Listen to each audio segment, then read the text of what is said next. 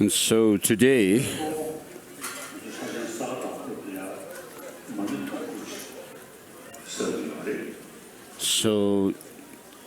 every year during this month of Saka Dawa, the Vaisak month, we recite and actually collect the recitation of the Om Mani Padme Hum mantra.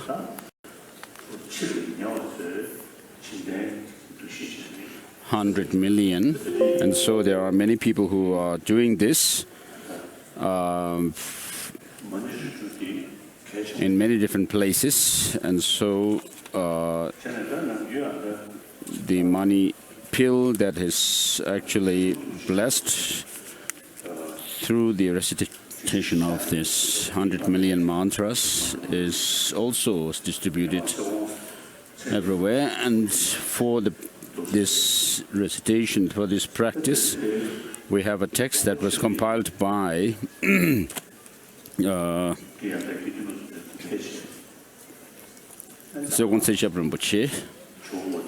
late Rinpoche, and this time we have the monks from Dzongkha Chöde Monastery who have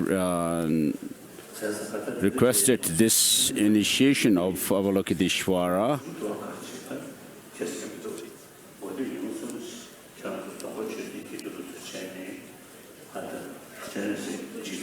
So for the first 3 days, when we do the 24-hour recitation for the next 7 days or so, the Dzongkha Chöde monks could participate in it during the first 3 days. So the ritual itself is not so important, the words are not important, but you have to actually reflect on the meaning of the practice that you do in relation to Avalokiteshvara. And so the main practice is bodhicitta and that of the view of emptiness.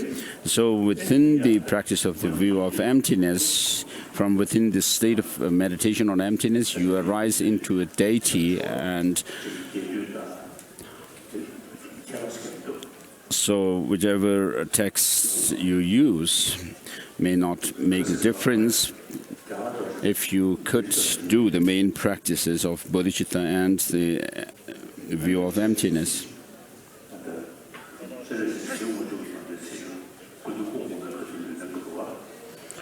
So the Lokeshvara practice is done during the 10th day of the month, since the previous Dalai Lama, the 10th Dalai Lama's time. So somebody told me today is the 10th of the Tibetan month, and I said, I don't care about that. I'm not actually interested in the words, but in the meaning of the practice.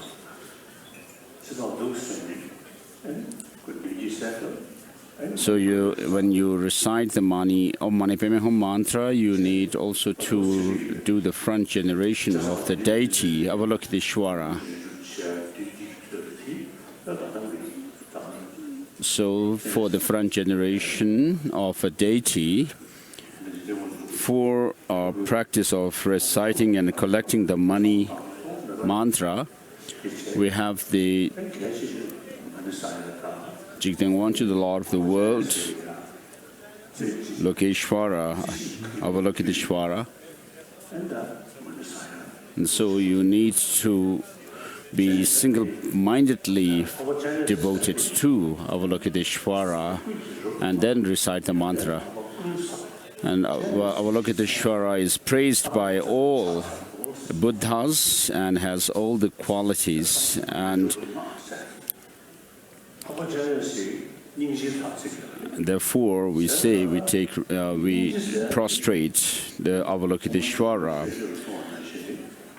Avalokiteshvara is the deity of compassion, as Master Chandrakirti says in his Madhyamaka Avatara. In the salutation verse, he salutes the great compassion, which is important, essential in the beginning, in the middle, and at the end of the path, when one has reached Buddhahood as well.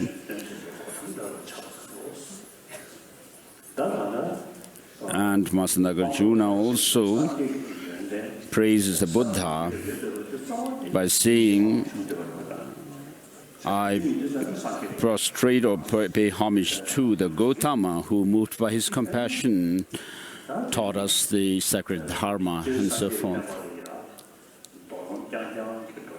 So within the teaching of the Buddha, there is practice which we do only in relation to the Sutrayana, and so the three turnings of the wheel of Dharma were given within the Sutrayana system.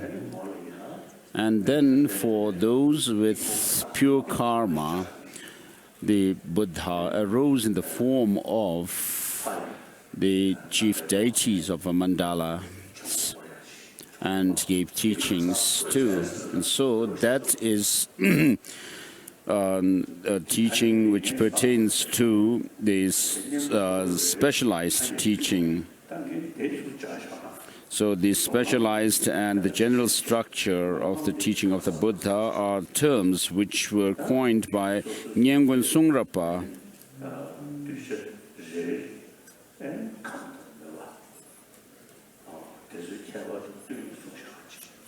So according to the mental dispositions of the different disciples, the Buddha gave different teachings accordingly.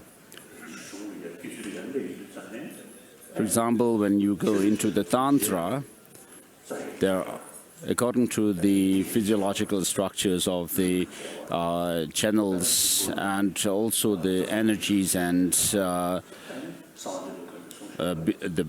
vital drops, because of difference in amongst the different practitioners, these different tantric systems were taught by the Buddha. So it is very clear that the Buddha gave teachings according to the mental dispositions of his disciples. And so Avalokitesvara here is a deity of compassion, and in fact an embodiment of compassion. The past masters, most of them have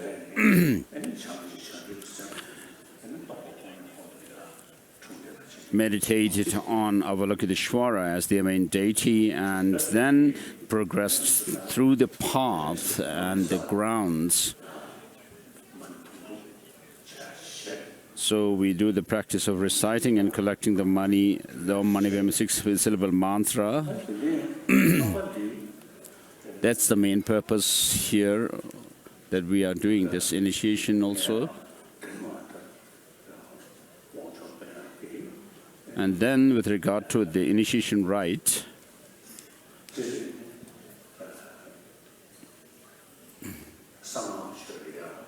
generally within the tantric teachings there is the Ngangyur, Nyingma tradition, and then the Sarma, the new school tradition.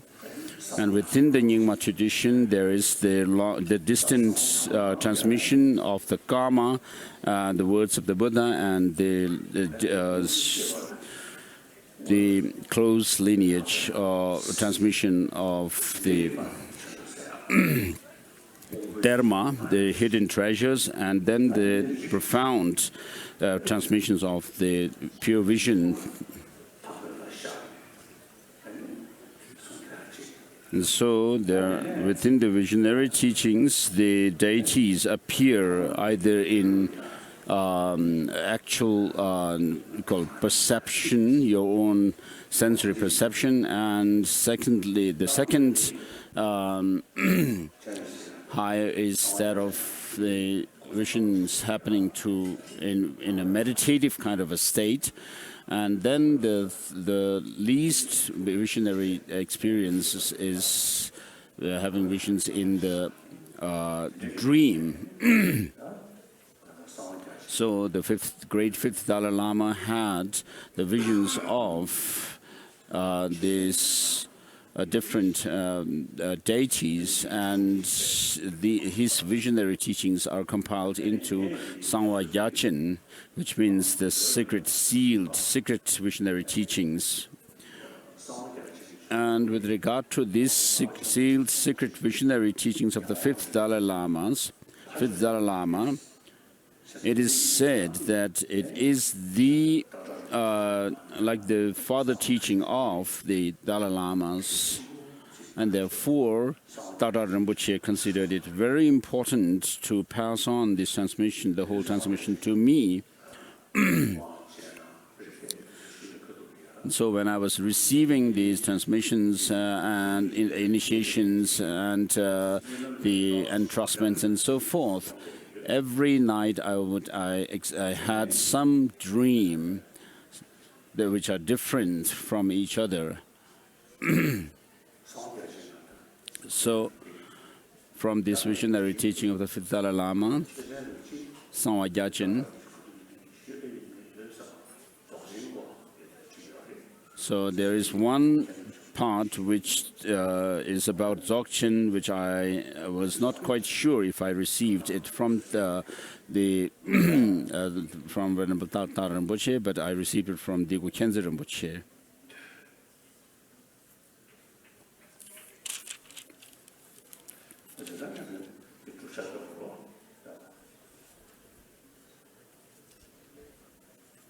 So first I have to do the preparatory ritual. So while I do the preparatory ritual, maybe you should recite the Om Mani Padme Hum mantra. Not to recite it quite quickly, because if you recite the Mani quickly, then you would be actually saying Mani, Mani, Mani, and leaving out the other syllables, and then it would seem like you are actually counting money in English language.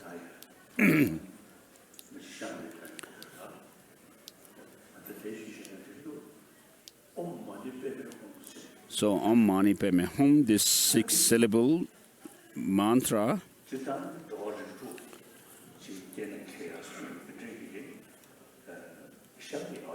so of course there is the explanation where the 6 syllables are related to the 6 realms, beings of the 6 realms of existence. But I usually explain this mantra by saying that Om is the initial syllable of mantras. Even in the non-Buddhist traditions, they do recite this Om syllable. And according to Buddhism, Om is comprised of 3 letters, A, U, and Ma in Sanskrit. And so which actually represents the body, speech, and mind. So all beings, Buddhas and sentient beings, have the body, speech, and mind. And so on the basis of these, we designate the enlightened beings as Buddhas and unenlightened ones as sentient beings.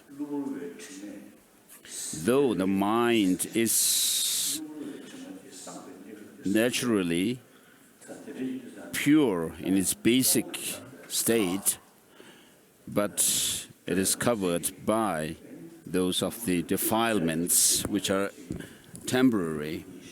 So there are 2 states that we can talk about.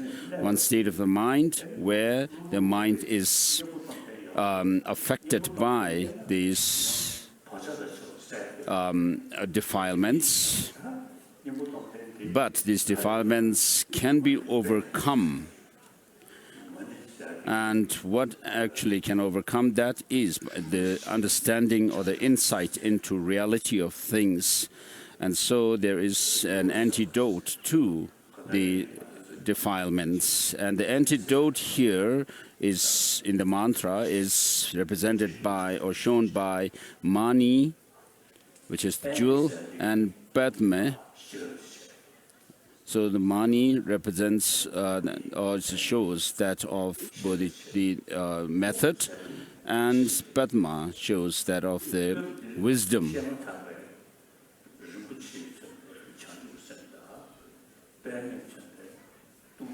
So the Mani, the jewel, represents bodhicitta, the spirit of enlightenment, and Padma represents that of the wisdom realizing emptiness. And therefore, we need to combine these two, the bodhicitta, spirit of enlightenment, and the wisdom of emptiness, which are the method and the wisdom.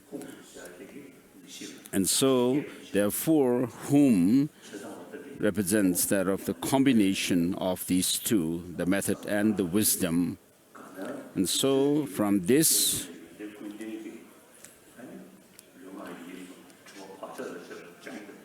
through the practice of the combination of the method and wisdom, which are the bodhicitta and the wisdom of realizing emptiness, without separating these two, the method and the wisdom, then your body, speech, and mind, which are impure now as sentient beings, can actually can be transformed into pure body, speech, and mind of a Buddha.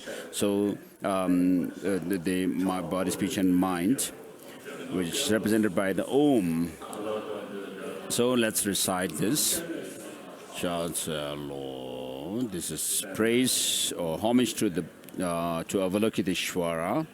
Your 1,000 hands represent those of the 1,000 Chakravartin kings. Your 1,000 eyes represent the 1,000 Buddhas of this fortunate realm. And you appear or work for the sentient beings in accordance with their mental dispositions. I pay homage to you, Avalokiteshvara. Om mani padme hum, om mani padme hum, om mani padme hum, om mani padme hum, om mani padme hum, om mani padme hum, om mani padme hum, om mani padme hum, om mani padme hum, om mani padme hum, om mani padme hum, om mani padme hum, om mani padme hum, om mani padme hum, om mani padme hum, om mani padme hum. Money be me, money be me, money be me, money be me, money be me, money be me, money be me, money be me, money be me, money be me, money be me, money be me, money be me, money be me, money be me, money be me, money be me, money be me, money be me, money. Money be me, money be me, money be me, money be me, money be me, money be me, money be me, money be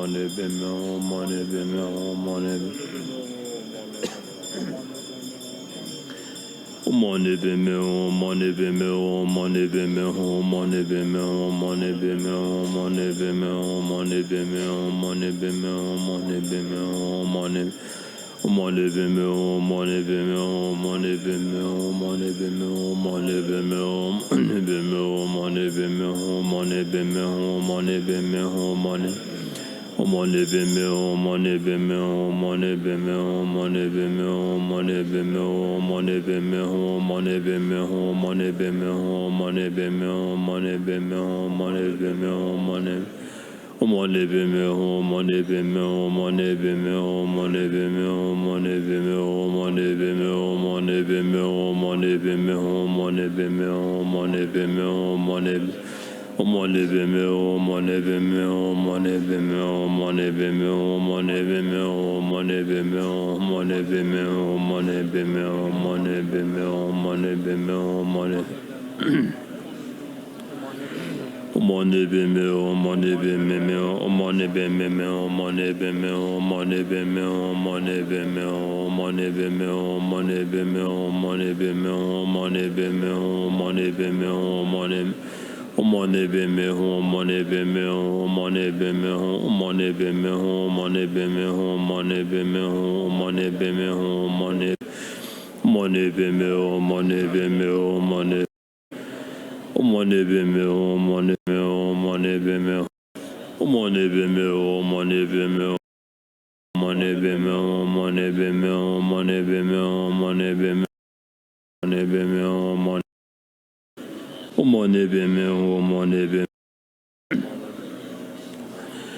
money Money be me, money be me, money be me, money be me, money be me, money be me, money be me, money be me, money be me, money be me, money be me, money be me, money be me, money be me, money be me, money be me. Be me, money be me, money be me, money be me, money be me, money be me, money be me, money be me, money. Money be me, money be me, money be me, money be me, money be me, money be me, money be me, money be me, money be me, money be me, money. Money be me, money be me, money be me, money be me, money be me, money be me, money be me, money be me, money be me, money be me, money be me, money be me, money. Money be me, money be me, money be me, money. Money be me, money be me, money be me, money be me, money be me, money be me, money be me, money be me. Money be me, money be me, money be me, money be me, money be me, money. Money be me, money be me, money.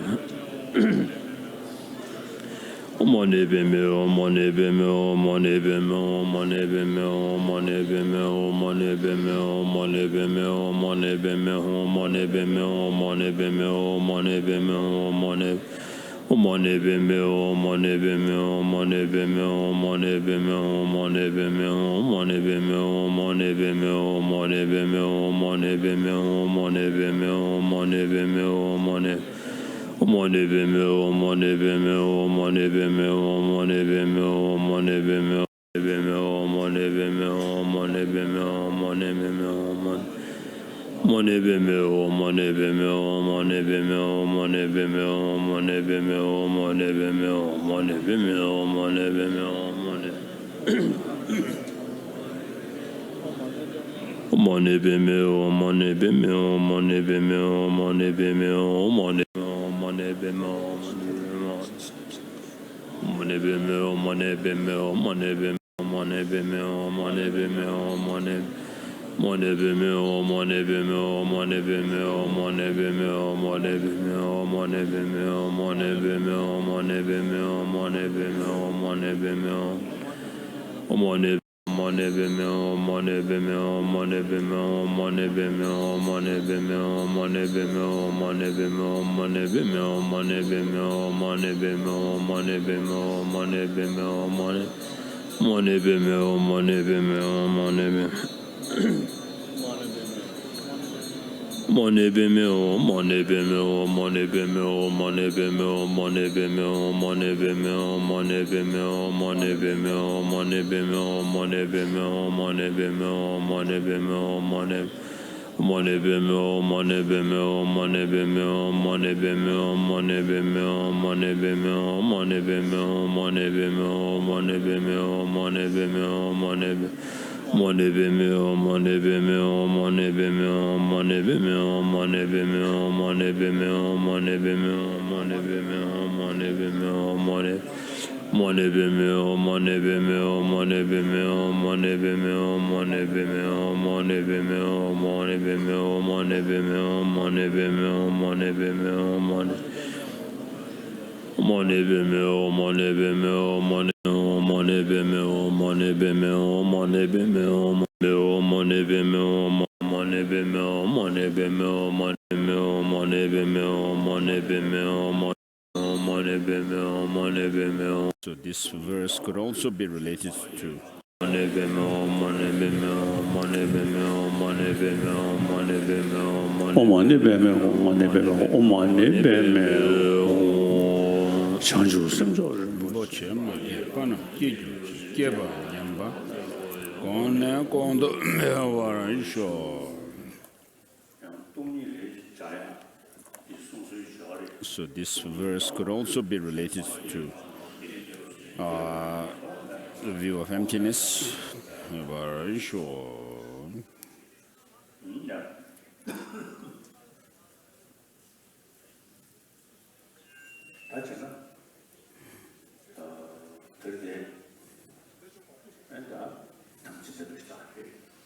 So today, people gathered here are all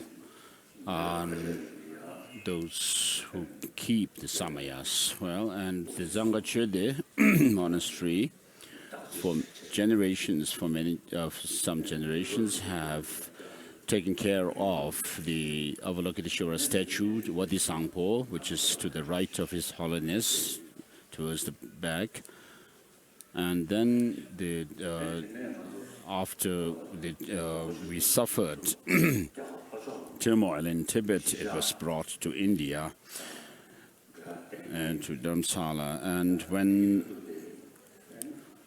Dzongachede Monastery, the monks were just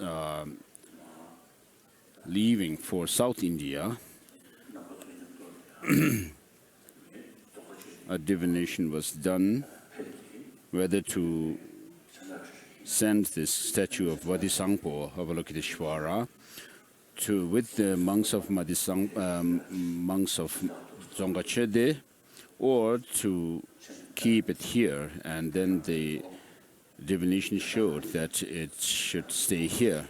And so Avalokiteshvara Vadisangpo was a statue which was served by the Dzongachede monks for many generations.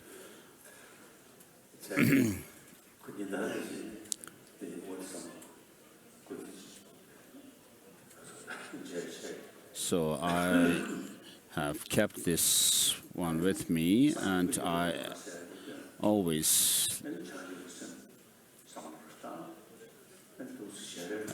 have a look at Vadisangpo.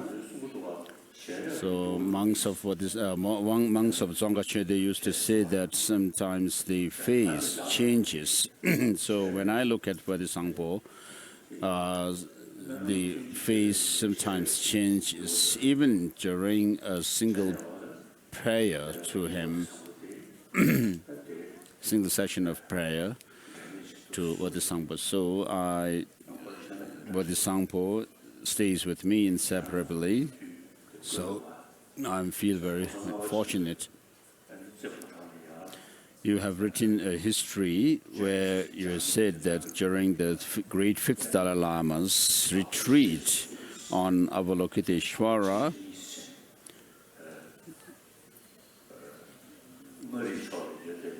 there were two brothers of Avalokiteshvara, one from Ngari, and then other which is in Lhasa, in Potala. And so the great fifth Dalai Lama put these two statues together and did retreat. And during those retreats, he received lots of visions, pure visions, in which he saw the deities. So this particular initiation actually happened in such a way that Songtsen Gampo emanated or emerged from the heart of Vadisangpo, and then the initiation was conferred. So sometimes I see Vadisangpo statue to be smiling. I don't have the meditative kind of a pure vision of this Sangpo, but I do have visions in dreams. So after coming into exile in India, when I was in Swag Ashram, before moving to the current residence, I saw myself going to the Chokang Cathedral in Lhasa, and in the dream I saw Avalokiteshvara, which is called Rangjung Adin, the one with Avalokiteshvara with the 5 self-emanations. And Avalokiteshvara Rangjung Adin was actually winking at me. and actually beckoning me to come. And then I went up and I actually hugged Avalokiteshvara by his neck. And Avalokiteshvara, Rangjung'a then told me to keep up with your diligence without feeling tired, without a sense of tiredness, and be perfect your effort. And then after that dream, the statue of Avalokiteshvara was actually, that statue of Avalokiteshvara, Rangjung'a then was destroyed amongst other statues. And so Rangjung'a then actually told me to keep up with and strengthen my diligence, perseverance, without any laziness.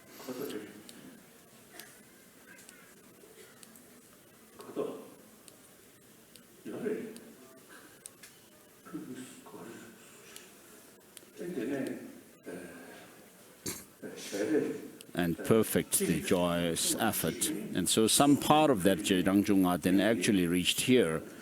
And so it should be somewhere there.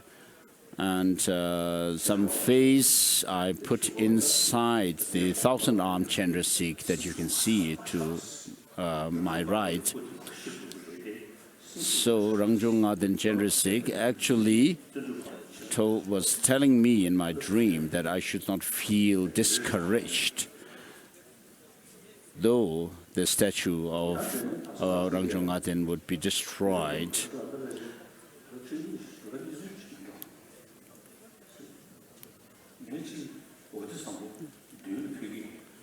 And one time I had a dream where the Avalokiteshvara Vati Sangpo was going in front of me, and I was behind him, and then I was asking, we were talking to each other, and I asked him whether he realized emptiness or not. And he said, yes, I do. And then I asked whether you realize emptiness directly? And he said, yes.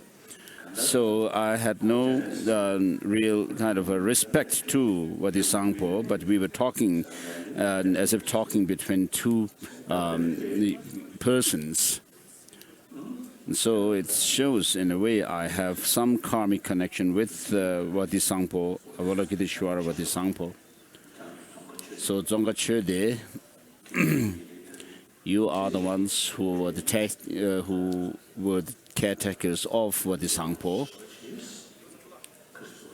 And so you have requested this initiation from me of Jigten Wangchuk, the Lord of the Universe, or Lord of the world. So some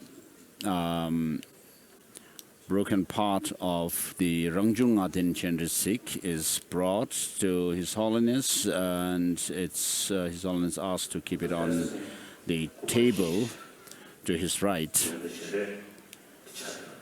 So this is the face of Rangjung'a Den Avalokiteshvara. This is one of them, and one face I actually put as inside the 1,000-armed Chandraseekh.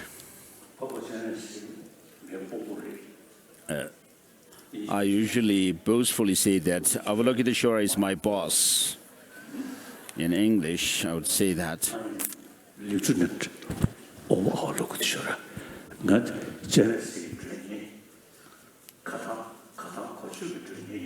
So I am an efficient messenger of Avalokiteshvara. So I have done my best, and we could see some result of my effort.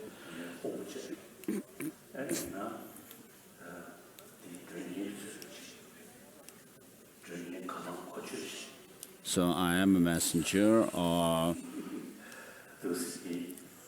an effective and efficient, successful and efficient messenger of Avalokiteshvara, who is my boss.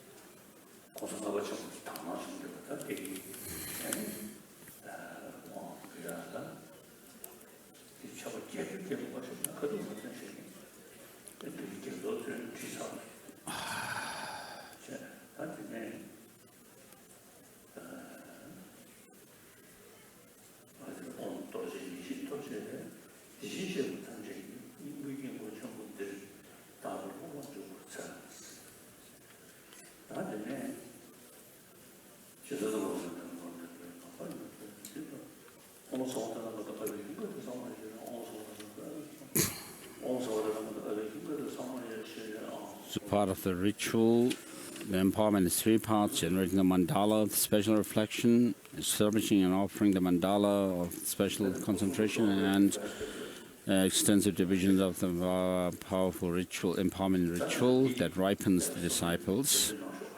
Please repeat these lines through our compassion in order to develop, liberate sentient beings. We seek the ripening and liberating Mahayana. Please bestow that upon me.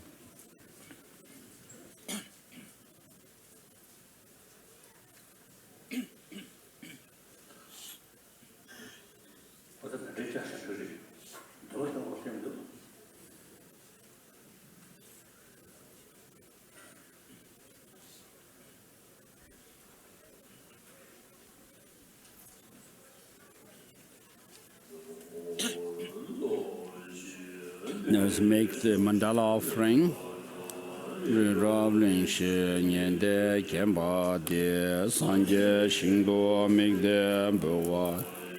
This ground and honored with perfumes, tuned with flowers, adorned with Mount Meru, the moon, the 4 continents, the sun and the moon. I imagined it as a Buddha field, this as a Buddha field, and offer it to you. May all beings enjoy the pure land.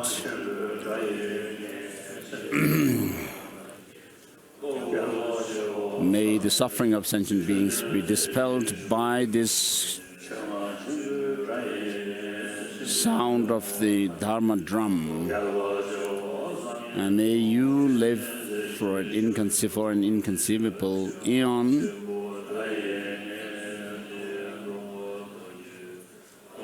and give teachings to us. May the suffering of sentient beings be dispelled by the sound of the great Dharma drum. May you live long, live for inconceivable eons to teach the Dharma to us.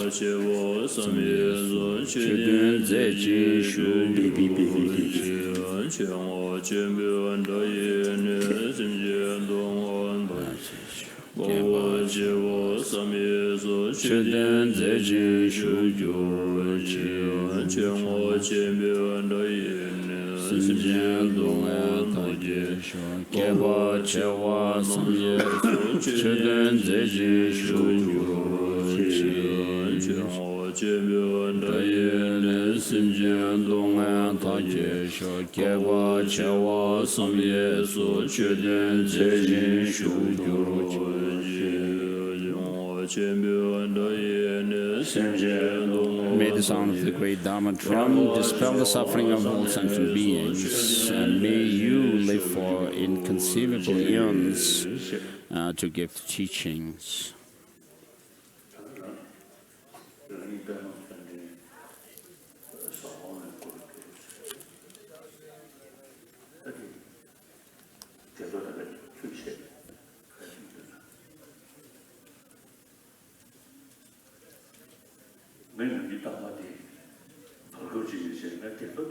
So since some time, I never make this offering of ritual cake to remove obstacle beings.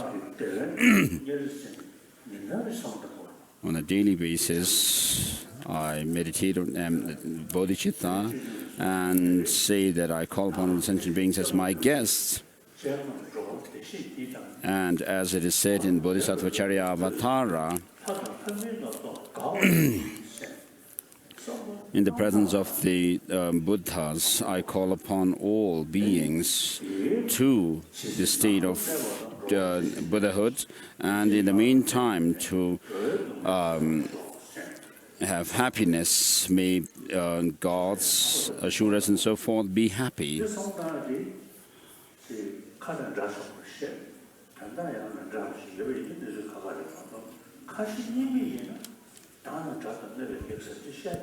So if we pray we make such prayers, and we mean by them, then there is no sentient being whom we can consider or regard as our enemies and adversaries.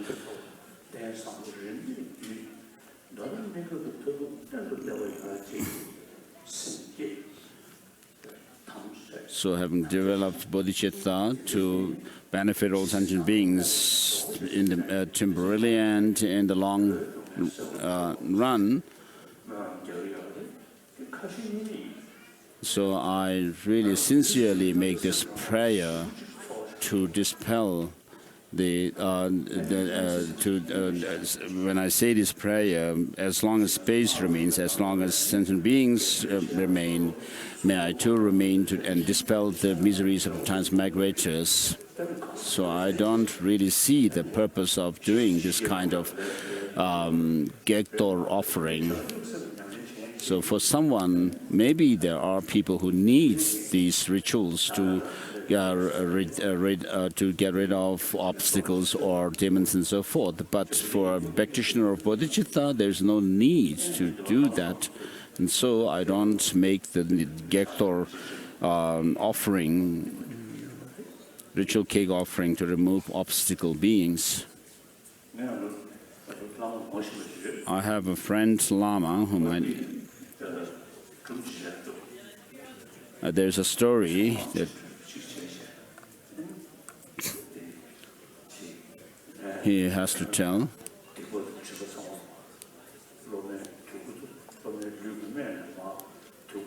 So in the ritual, he says that the negativities of the disciples are actually cleansed, so that these negativities are removed from the lower part of the disciples' body. And so when the Lama said this, after and then offering this to the Yama, and so another Lama said after the teaching that, don't you really feel compassion towards the Yama? So there's no sentient being whom you can call as your enemies or negative spirits harming you and so forth. The real demon and obstacle is within yourself. That of self-cherishing attitude and grasping at true independent existence. Therefore, what you need to do is meditate on bodhicitta and the view of emptiness, and therefore you will be able to counter these real enemies that are within yourself. And so as practitioners of Buddhism, we should not think there are demons and some kind of obstacles and negative beings are outside of us. So for thousands of years, we have been doing this kind of ritual to dispel obstacle beings and so forth. And we say Om Sumbani mantra to expel these interrupting beings, and even saying that these interrupting beings are actually expelled across the ocean. But where we have reached is we left our country and have reached India.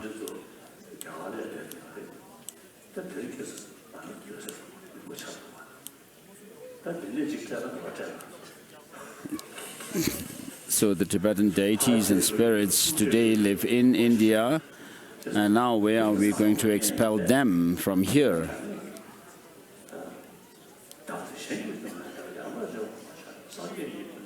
If you do not exchange your happiness and joy with the suffering of others, live alone, reaching Buddhahood, even in samsara, there's no happiness. And which intelligent person would despair riding the horse of bodhicitta, which leads one from bliss to bliss? And then in the ritual for accepting bodhicitta, it says that I shall generate bodhicitta in order to fulfill the interest of myself and others. And therefore, what this shows is that bodhicitta is the factor that you practice for your sake as well as for the sake of others. And so, there's a story that is related here, but we don't need to go through that. So as I said before, there are three types of visions, pure visions. So the fifth Dalai Lama had the highest form of vision, which is the vision, pure vision, which happens to one's perception, direct perception of the sensory perceptions.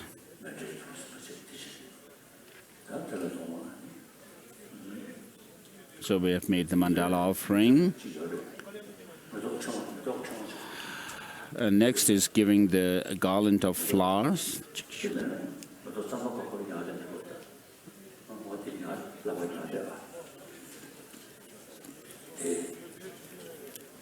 Otherwise, you can keep the other mandala.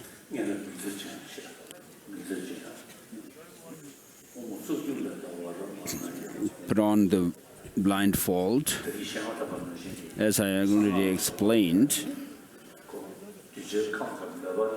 the tantric teachings, the sacred mantrayana teachings,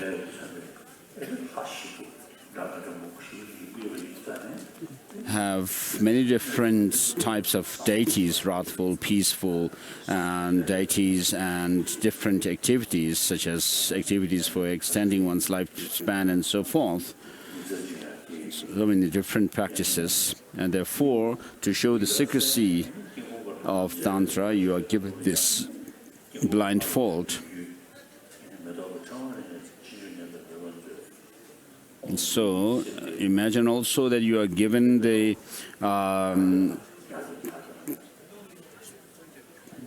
flower, garland of flower, which you would be offering later to the deities of the mandala. So the guru is in the form of Vatisangpo with one face and two hands, surrounded by four other Tathagatas, and then four door guardians, which are the female goddesses.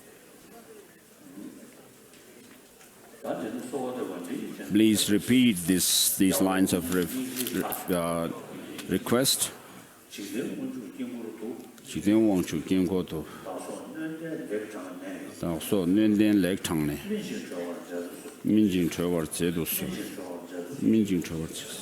Please ripen and liberate us by leading us into the mandala of Avalokitesvara.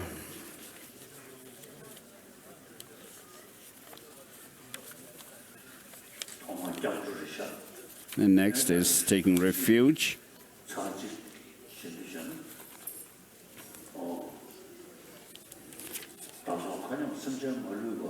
All sentient beings, myself and others, to the host of deities of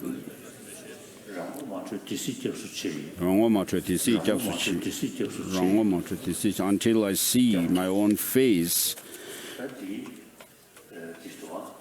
I take refuge.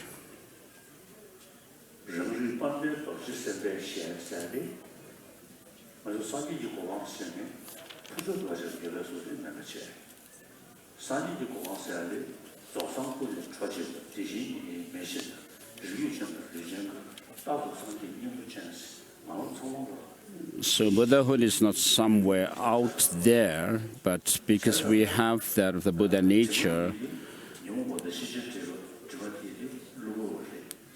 the defilements that are on our mind are temporary, whereas the luminous awareness nature of the mind is something which is beginningless, has been there since time beginningless, and it will be endless. And so there is a possibility to become enlightened by removing these obstacles, the defilements, from this luminous awareness nature of the mind. So this clear light, innate clear light mind is the basis, which is the fundamental to attaining the goal that we seek.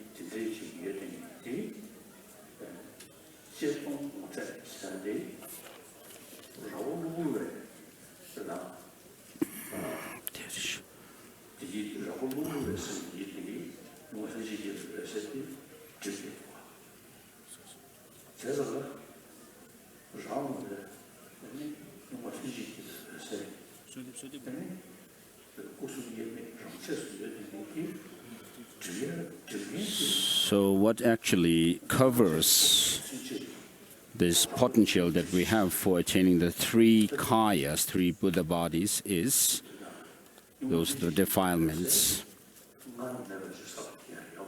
The clear light mind, which is innate, we cannot attain it newly.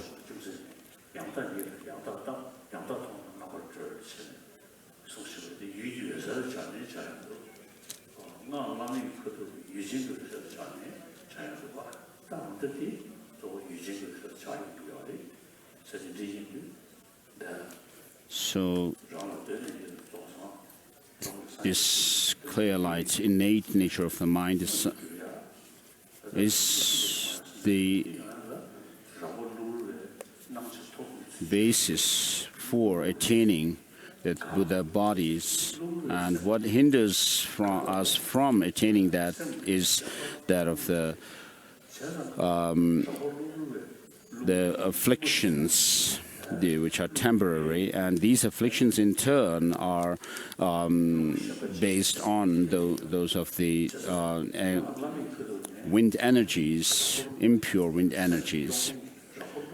And the movement of the mind also happens because of these wind energies. And so the adventitious wind energies and the mind are dissolved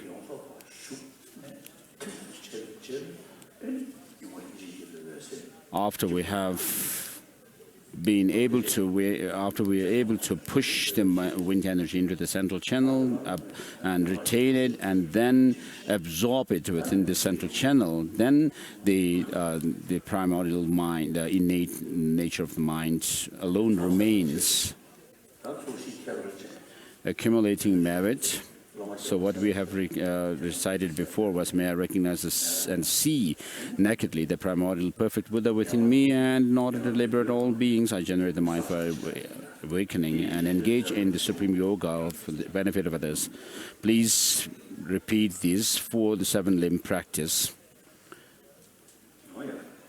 For accumulating merit and With the body, speech, and mind, I bow respectfully to the Lama, Yidam, and Dakinis, Tathagatas, who are seated on sun, moon, and lotus cushions. I present you with the outer, inner, and second offerings, confess all transgressions as well as non-virtues and obscurations, and rejoice in the practice of Tantra. I request you to turn the Tantric wheel that leads to ripening and liberation, and to not enter into Nirvana. I dedicate my virtues to attain enlightenment for the benefit of all beings. May I realize the perfect Vajra Yoga.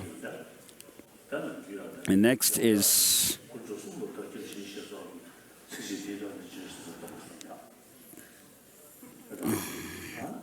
so for the bodhicitta, generation of bodhicitta,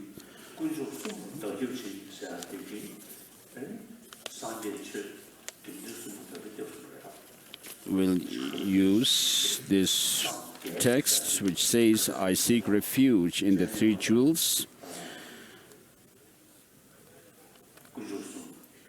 So the three jewels of the Buddha is the teacher, the Dharma jewel as the actual refuge, and the Sangha jewel as the assistance on the path. So the purpose of taking refuge in them is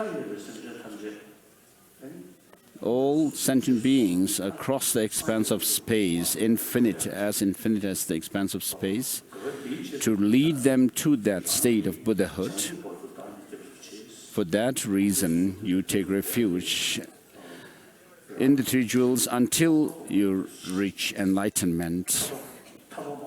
So, not only saying that I will take refuge until I reach liberation. And so when you say, I take refuge until I reach enlightenment, Buddhahood, that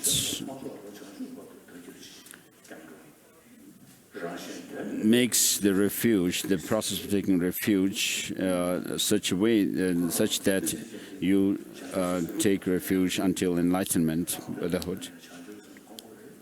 Mandala Rinpoche has said that if you wish to accomplish one's own goal, you need to meditate and cultivate bodhicitta. If you wish to accomplish the goals of others, and also the temporary and long-term goals, you need to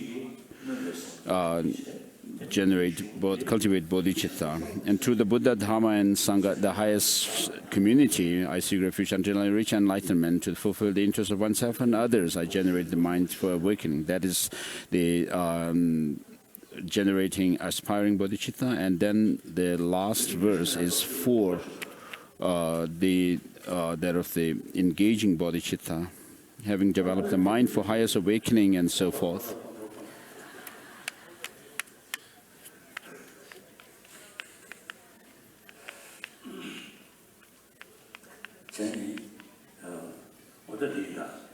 Please repeat.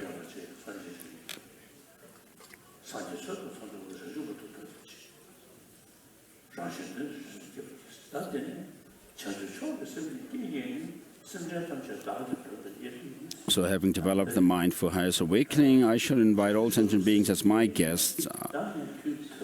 So having developed and cultivated this highest mind of awakening, from now on, I will not consider any sentient beings, even from the corner of my mind, that they are my enemies and adversaries or obstacles and so forth.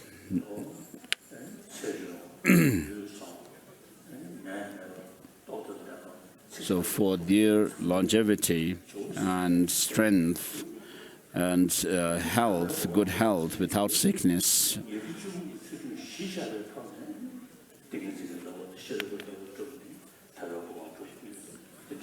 so on the basis of practicing even the 10 avoiding the 10 non-virtuous actions, you do them in relation to sentient beings, and more so by developing infinite love, compassion, and then develop that of bodhicitta, thereby treading the path and the grounds culminating in Buddhahood, and therefore for achieving one's own goal and having developed the mind for his awakening, I shall invite all sentient beings as my guests. I shall engage in the delightful, sublime, enlightened conducts. So the Bodhisattva practices are called the sublime, enlightening conducts. So from now on, even you feel determined that you will consider bodhicitta as precious as your own life. So all sentient beings across the expanse of space are equally in wanting happiness and not wanting suffering. So we're all related, and therefore in order to think that you will lead all sentient beings to that state of omniscience and therefore take generate bodhicitta and take bodhisattva vows. I seek refuge in the three jewels. I confess each and every misdeed. I rejoice in the virtuous deeds of all beings. I take to heart Buddha's enlightenment. To the Buddha, Dharma, and highest assembly, I seek refuge until I reach enlightenment. To fulfill the interests of oneself and others, I generate the mind for awakening. Having developed the mind for highest awakening, I shall invite all sentient beings as my guests. I shall engage in the delightful, sublime, enlightening conducts. May I attain Buddhahood to benefit all sentient beings. Repeat again, I seek refuge in the three jewels. I confess each and every misdeed. I rejoice in the virtuous deeds of all beings. I take to my heart Buddha's enlightenment. To the Buddha, Dharma, and highest assembly, as I seek refuge until enlightenment's reach. To fulfill the interests of oneself and others, I generate the mind for awakening. Having developed the mind for highest awakening, I shall invite all sentient beings as my guests.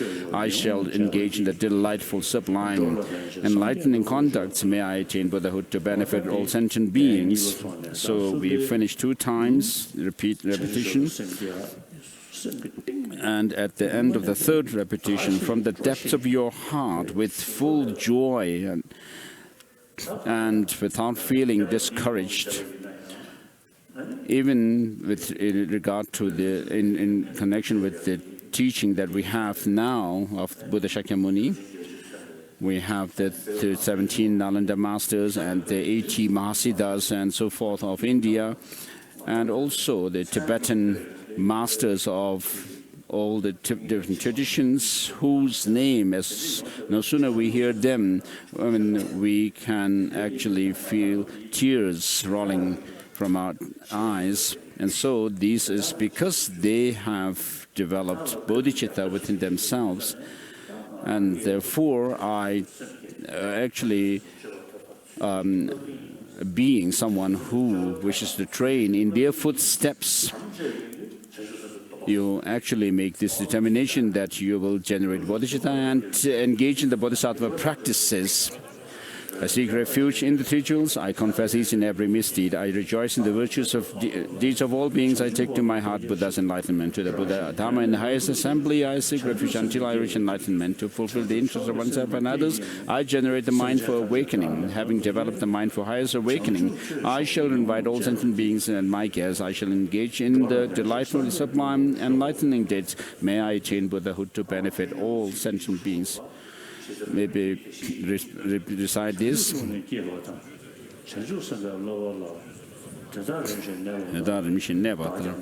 Just as all the Buddhas and Bodhisattvas have generated bodhicitta and accordingly trained on the Bodhisattva path, likewise I will do so.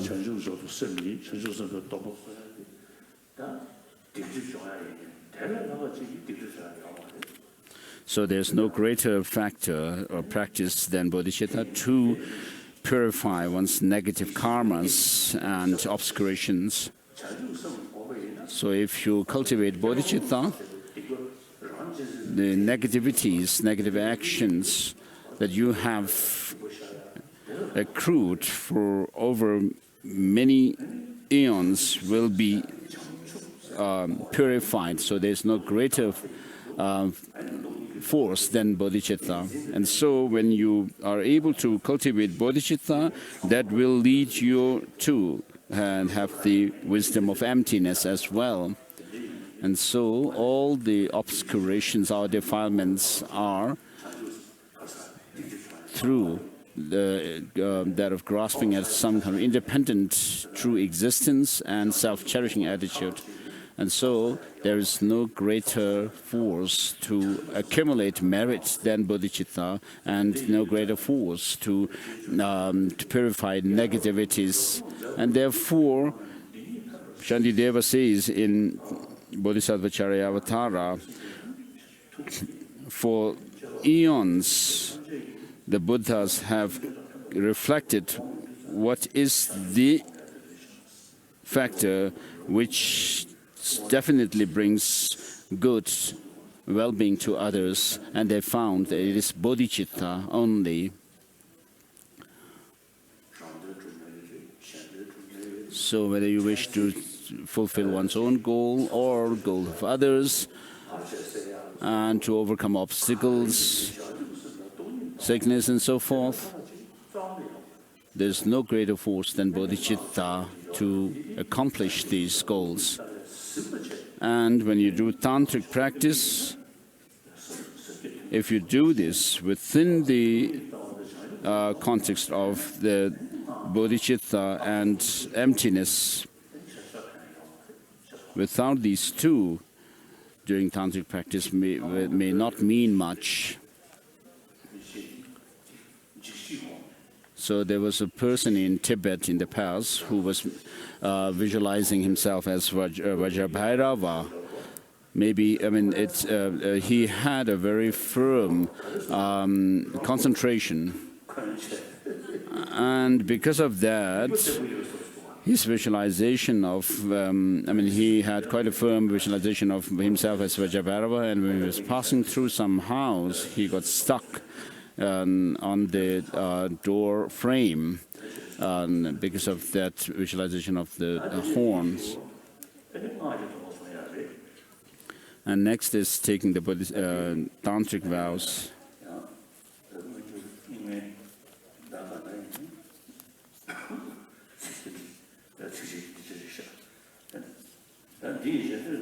Please repeat these lines for tantric vows. Ho, Buddhism of the 10 directions 4 times. Host of deities of Mahakarunnika, who brings together the Tathagata families, conferring empowerment within the great self-arisen Mandala. Please listen to me with affection and pay attention to me. From now on until enlightenment, I take refuge in the unsurpassable rituals and hold the supreme mind of enlightenment without deterioration. I hold without exception the samayas of the 5 Tathagata families, which are the roots of the Vajra essence. As the spontaneous samaya of the Tathagata family, I keep without exception the 3 precepts of the 3 objects of refuge. As the samaya of the unchanging Vajra family, I will not be separated from these 3 seals. As samaya of the wish-fulfilling jewel family, I will actively practice the 4 types of giving. And as the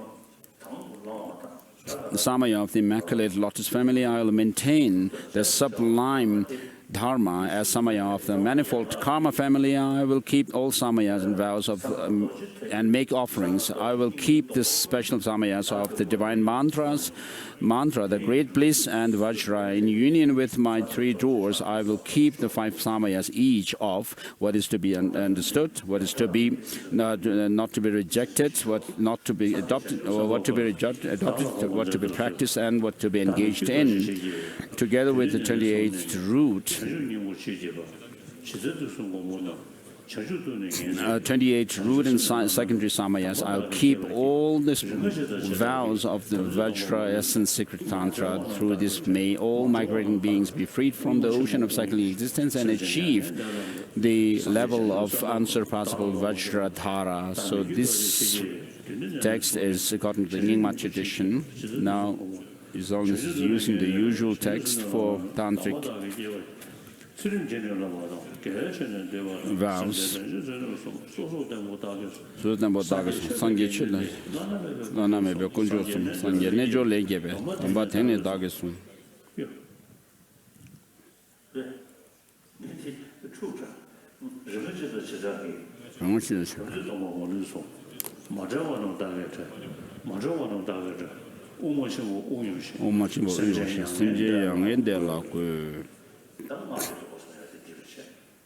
So that completes the taking the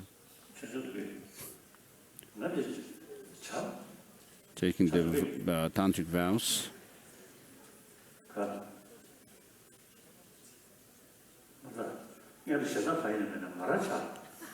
Do I have a tea? His Holiness is asking. I don't know about others, but what about my tea?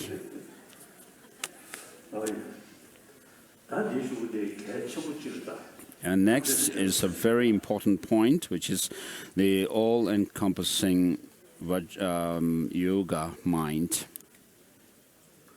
Generating the all-encompassing yoga mind.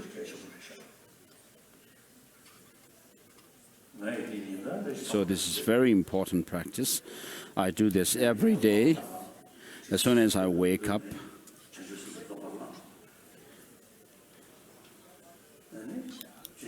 I take Bodhisattva vows and also use lines from Bodhisattva Charyavatara and whip up my determination.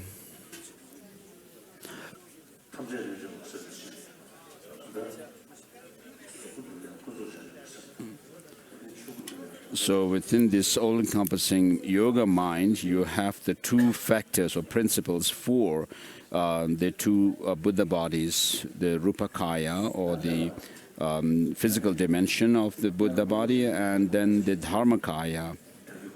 And so bodhicitta is for Rupakaya, and the emptiness, meditation on emptiness, is for the Dharmakaya.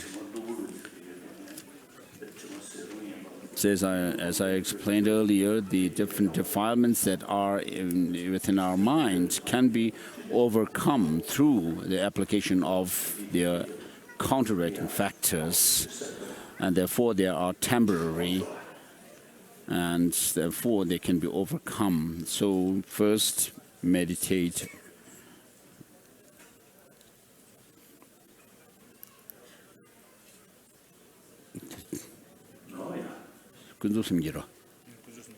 So first meditate on the conventional bodhicitta, which thinks that you want to become an enlightened Buddha for the benefit of all sentient beings. And so having done that meditation, imagine that this mind, spirit of enlightenment, transforms into a white disk of light at your heart. And next, meditate on emptiness.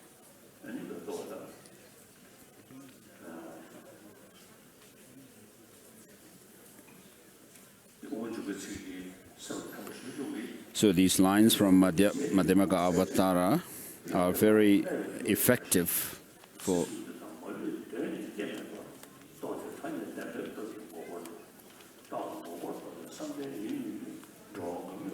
so the bodhisattvas on this sixth level and so forth see everything as being empty of inherent existence, and they go to that of the cessation, and while being absorbed in the cessation, their mind also follows after the suffering of sentient beings, and with compassion. So even this quantum physicists today say that there's nothing objectively existing. And Chittamatras say, this is similar to Chittamatras, who say that once you break down things into their smaller and smaller parts, nothing whatever can be found to be that object. And therefore they say, the Chittamatras say that things that appear to be external are because of our reflection of the imprints that are left in our minds for them. On the conceptual mind, we have the imprints for the objects that appear to be external, and they say there's no externality, and therefore they talk about non-duality of the subject and subjective mind, the perception, and the object that they perceive. And so this may help in this Chittamatra view can help in reducing one's attachment and other passions. But how does it actually help to counter the grasping at our experience of pain and pleasure that are within, although you may say that there's nothing external. So what does that really help to counter that?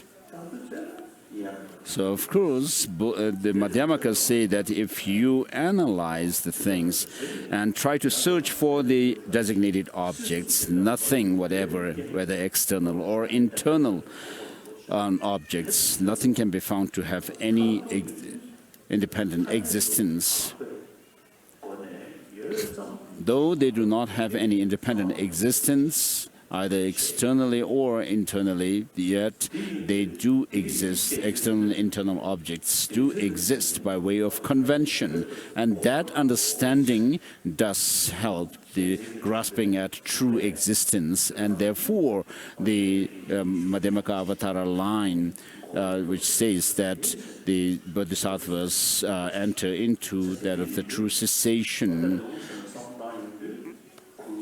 and because of being able to overcome the defilements in their mind. And so the Buddha, having turned the first wheel and second wheel and third wheel, as we discussed the other day, the day before yesterday, so you need to actually consolidate your understanding by bringing these points together.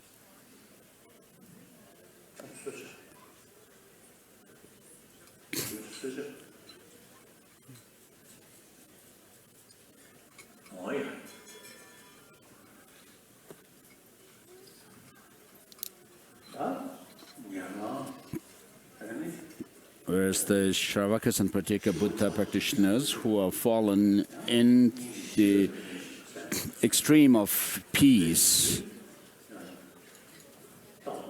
the Bodhisattvas are not fallen into the extreme of peace, and therefore, though they do reach that of cessation, they are compassionate towards the helpless sentient beings, as Madhyamaka Avatara says. So now meditate on emptiness. Look at yourself and try to see where you are, who you are, as following this analysis that is given in the 22nd chapter of Mula Madhyamaka Karika, which says, neither the aggregates nor separate from it, neither the aggregates are in it, nor it is in the aggregates. What is the Tathagata? The Tathagata is not does not possess the aggregates. Who is the Tathagata? And so apply this to yourself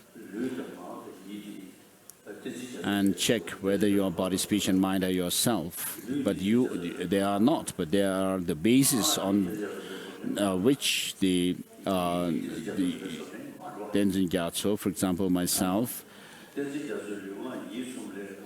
on the basis of my body, speech, and mind, I'm designated as Tenzin Gyatso. Apart from these three, the body, speech, and mind, where is Tenzin Gyatso? There's no Tenzin Gyatso as such. But what happens to us is Tenzin Gyatso appears as if it's something concretely there, and therefore we try to point our finger when we are asked where we are at something. But when you do this kind of critical analysis into yourself, nothing whatever can be found to be yourself. Not your whole body, not the parts of the body.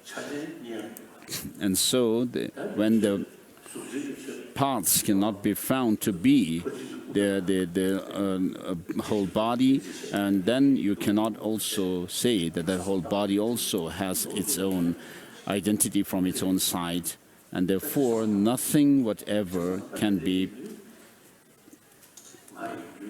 pointed at being this and that.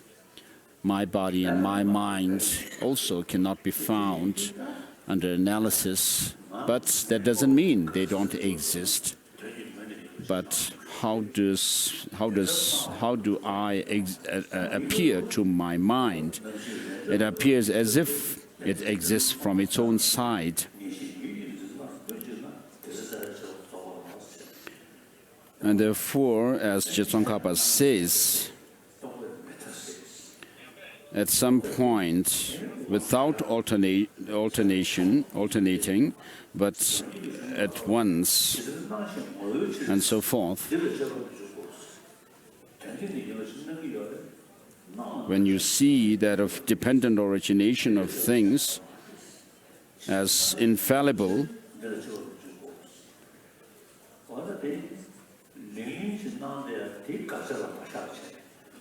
and you are able to dispel or refute that of the certitude that you have, that things have some kind of an objective existence, is destroyed, that at that point your analysis into the view is complete. And then Jeremiah goes on to say that further, when you dispel the extreme of eternalism through that of the appearances, and eternalism and the view, extreme view of nihilism through emptiness, you will not be captivated by the distorted views. And so nothing whatever, when you do this kind of critical analysis, can be found to be this and that. So though under critical analysis things, self and so forth cannot be found to be there as the designated objects that we search, but they do exist by way of worldly conventions. So in other words, now have this determination, the conviction that nothing whatever has any objective independent existence, just as they appear to you.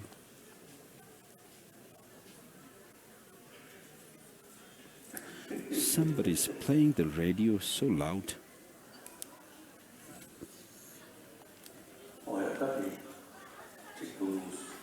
So meditate on emptiness, thinking that nothing whatever exists the way they appear to us.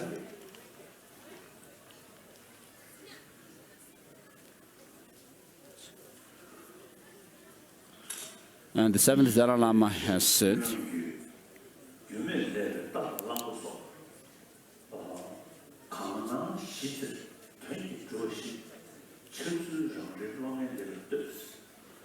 so in dream we see things as if they have some kind of objective existence, and also the magical illusions of a magician seem to be there. But these appearances, look at these appearances that happen to our minds, this flawed mind. So what appears to the distorted mind, it is very important to refute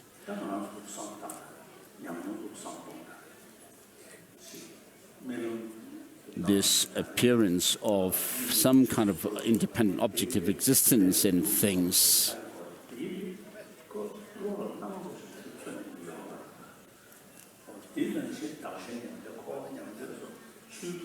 So when you look at one, whether in samsara, whether we take the objects such as self and others, or samsara and nirvana,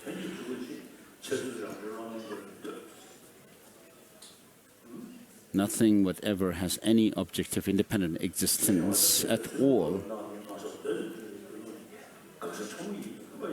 So the appearance of the objects as if they have some kind of independent objective existence is the object to be negated. So whether yourself or others, samsara and nirvana, and whatever you think of, they appear as if they do exist from their own side, but they don't exist that way. And if they did exist independently, objectively, then the critical, analytical mind of an Arya being should be able to find that, because it is actually a mind which searches for how things exist. And if things exist the way they appear, they should be able to be found.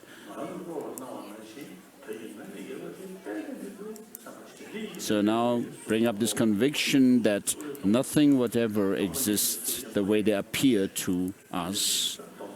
And therefore, the Buddha said, form is empty, emptiness is form, and form is emptiness not other than form, form too is not other than emptiness. So meditate on emptiness here for a while.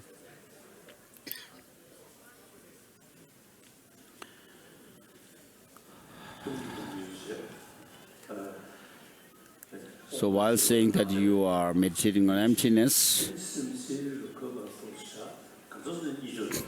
withdrawing your sensory perceptions and just thinking of the mind, what appears to the mind, and then after a while you may think that you are meditating on emptiness, but you fall asleep. So these two principles, that of bodhicitta, conventional bodhicitta, and that of meditation on emptiness, these two are the factors which are indispensable for reaching enlightenment, Buddhahood. And therefore, now you pledge that you will keep these two principles until enlightenment. Upatayami, Om Sarva Yogacita, Upatayami, Om Sarva Yogacita, Upatayami.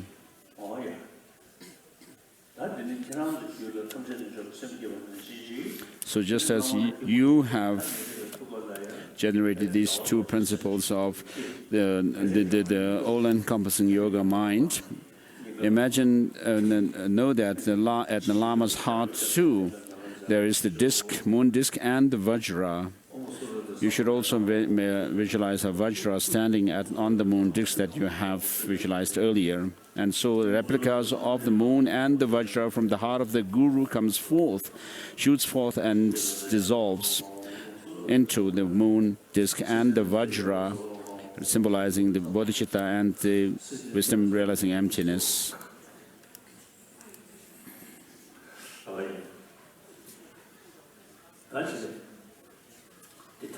So the replicas of these two from the Guru's heart shoots forth and dissolves into the moon and the Vajra.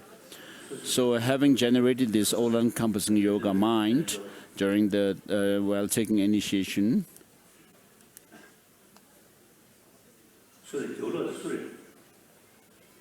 who is that bearded person? One Sadarji, Sikh. Where do you come from?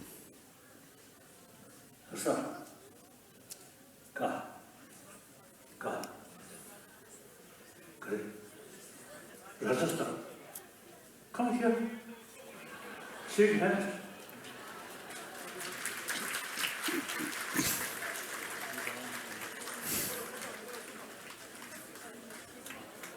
Here.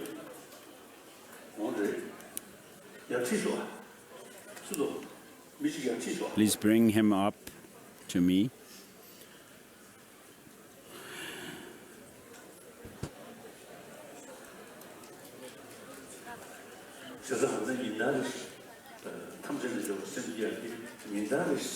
So you have to actually cultivate this all-encompassing yoga mind every day. Whatever deity yoga practice you do and whatever sadhana you recite, there's always Om Svabhava Shuddha Sarvadhamma Svabhava Shuddha Ham mantra, which is meditation, shows meditation on emptiness, and as a support to that, we have that of the cultivation of bodhicitta.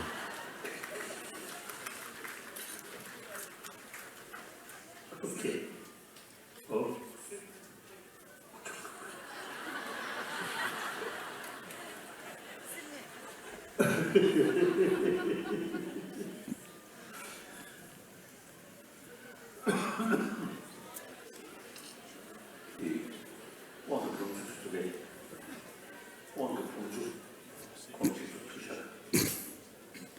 Holiness is asked to give him the blessed water from the vase that is used for the initiation.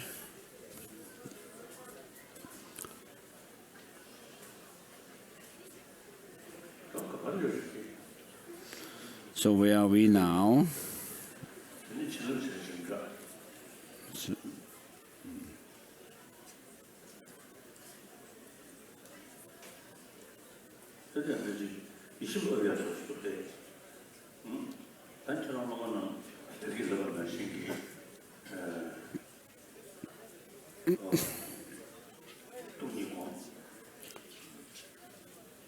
So as I explained earlier, meditate on emptiness. The disciples should do that. Avalokitesvara is merely designated by name and concepts. And therefore, from within this meditation on emptiness, you arise into Avalokitesvara. From the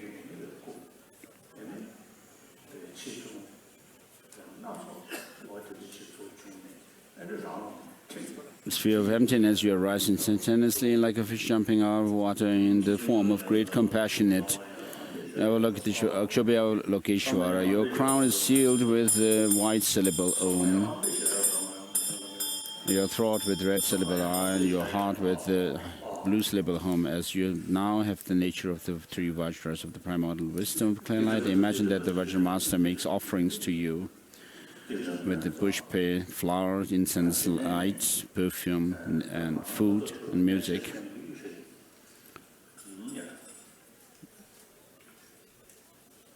So asking what kind of color appears to your eyes is not very important. Please repeat this.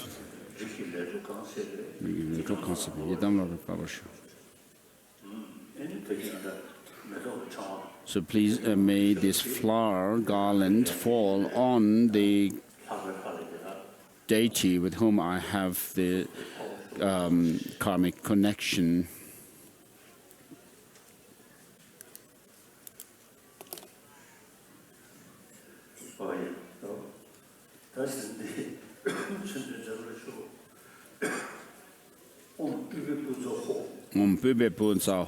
Please repeat. The flower fell in the center.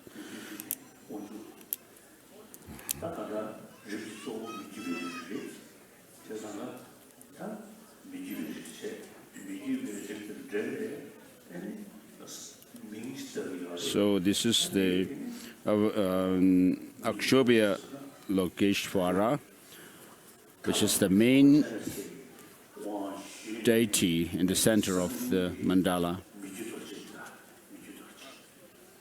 So your secret name from this initiation of Avalokiteshvara is Akshobhya Lokeshvara, Akshobhya Vajra.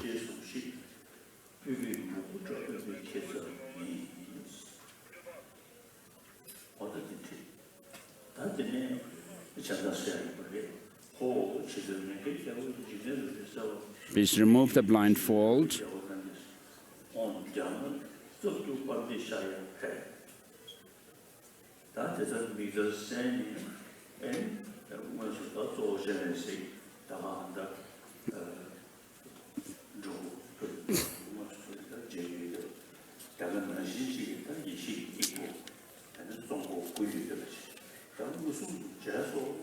So now imagine that you are able to see the whole of the mandala and the deities in the mandala with your direct perception.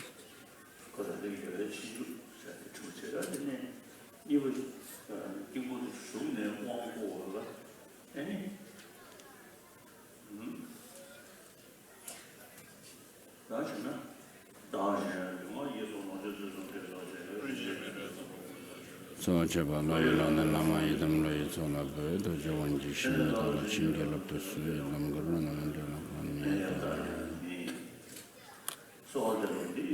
please repeat this. In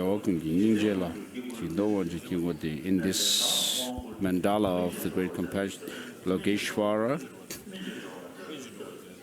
let me become ripened and liberated.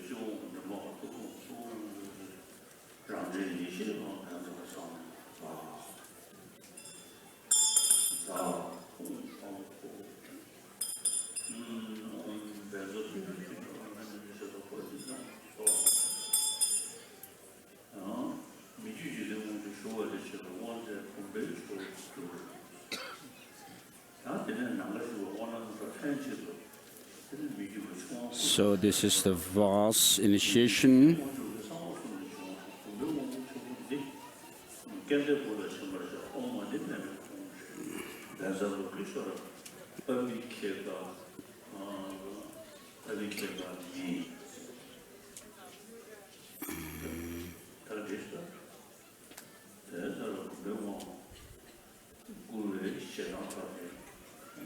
So imagine you have received a vast initiation.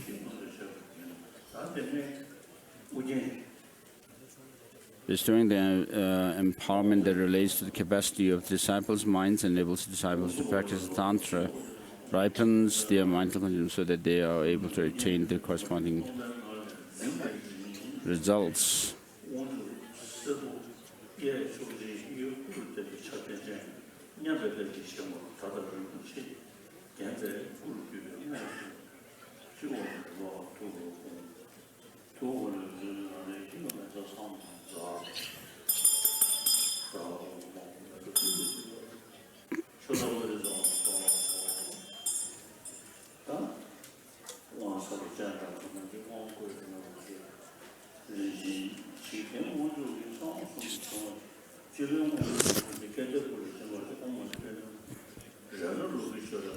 So next is Avalokitesvara, the crown initiation. Imagine you have received it. Next is the Vajra empowerment of Amitabha.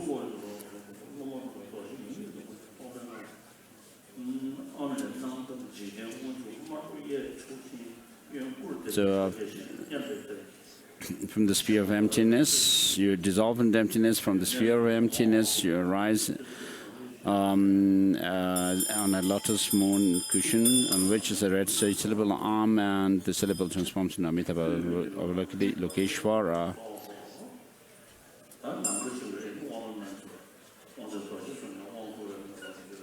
So the initiation beings now confer the initiation onto you.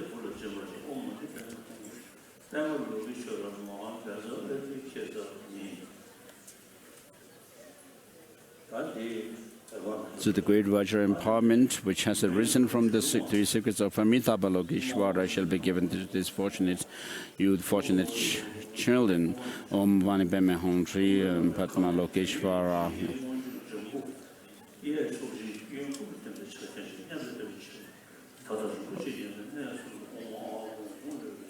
The Vajra is given to your right hand.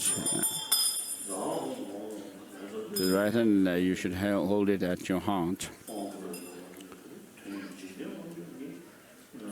And owing to the virtual empowerment, your desires attachment is verified, your aggregate of discrimination become Amitabha Avalokiteshvara, and you have attained the discerning wisdom. Next is the bell empowerment, the fourth one of this knowledge empowerment. The virtual disciples in the bell, that is empowering substance, dissolve into emptiness. From the sphere of emptiness arise the lotus and moon cushion, on which is green, red, green seed syllable come. The syllable transforms into Amoga Siddhi Lokeshwara. His body is green with right hand stretched out and gesture of giving the supreme Siddhi, and his left hand is bent in akimbo.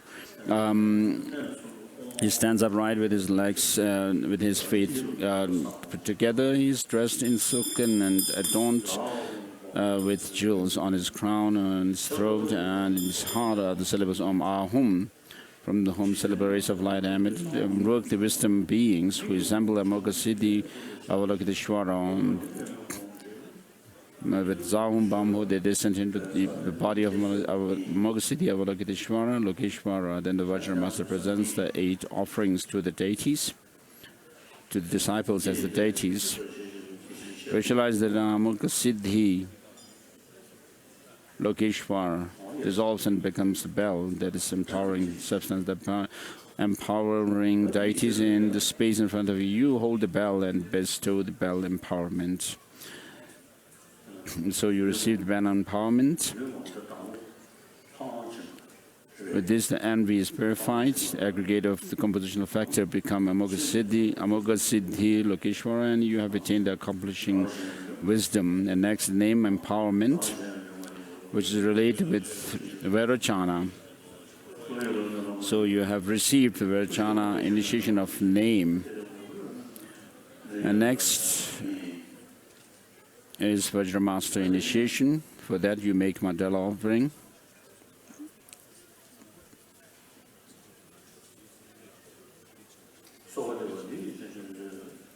So please repeat this.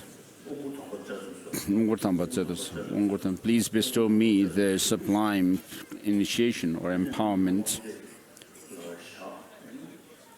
Grant me the excellent, irreversible Vajra Master empowerment.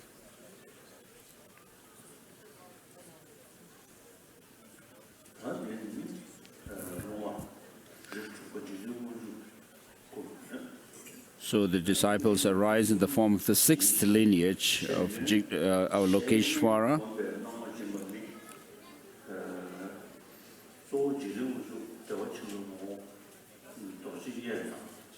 So you hold your bell in the right hand, and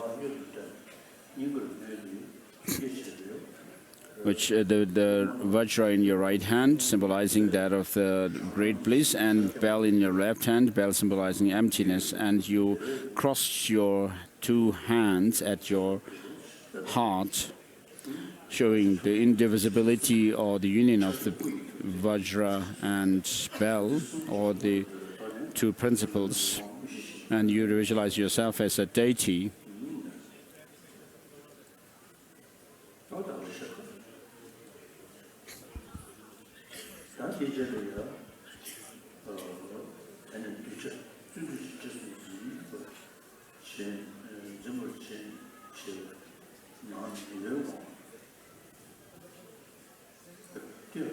You're given the mental samaya of Vajra, verbal samaya of bell, the physical samaya of the console. Your mental continuum is filled with bliss and emptiness that were generated by the union of the outer inner Vajra and bell.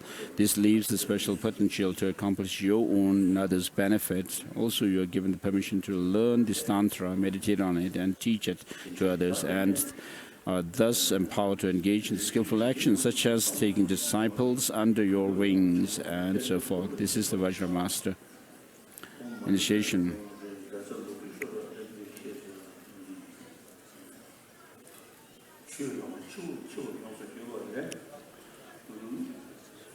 So receiving the empowerment through the water of the vase purifies the stains of your body.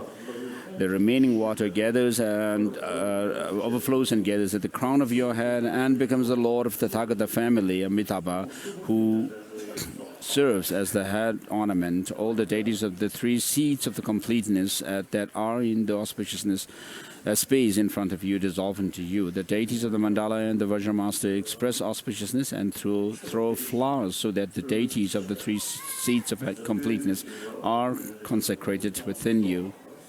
Om Supatita Vajraya Swaha.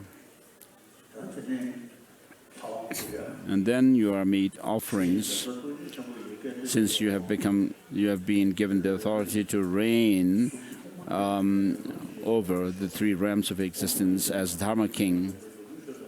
The Vajra Master presents you with the 6 offerings: flower, incense, lamp, perfume, food, and music, while making the corresponding gestures.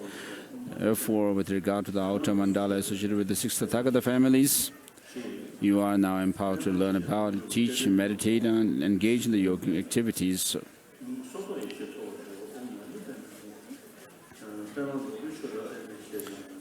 And next comes empowerment of the inner deities of the mandala.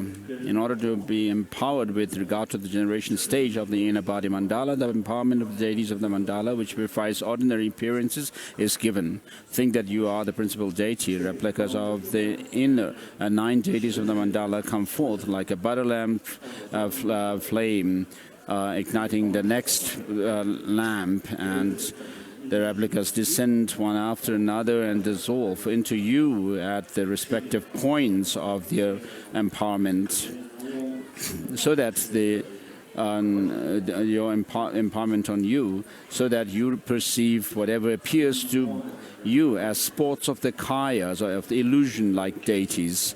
Thereby, you have attained the special potential to accomplish your own and others' benefit. The symbol or portrait of the main deity is held at the heart. So,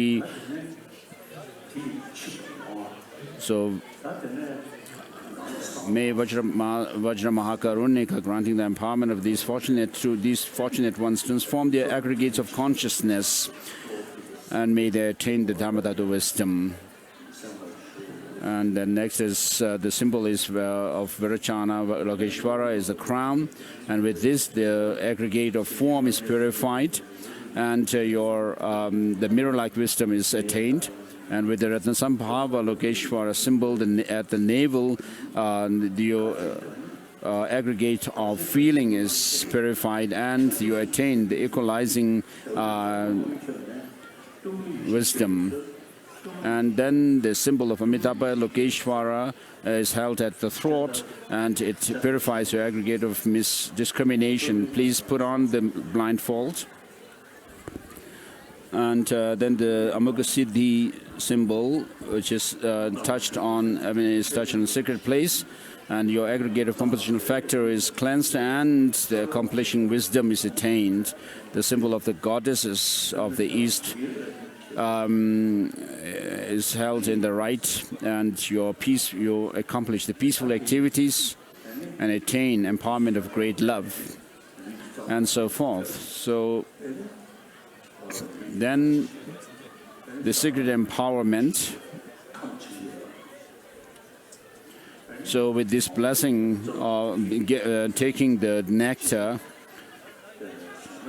your body is blessed, so that the channels and wind energies and the drops are revitalized, so that in the future when you do tantric practice, this helps to clear the obstacles to these channels, the wind energies and vital drops.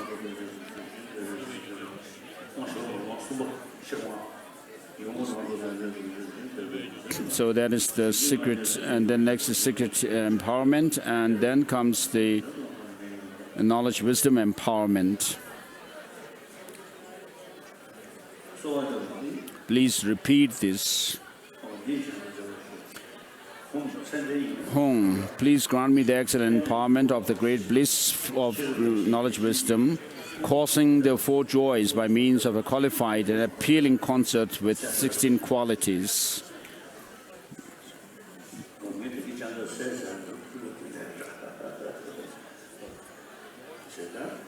Please put on the blindfold again. Please. Oh, yeah.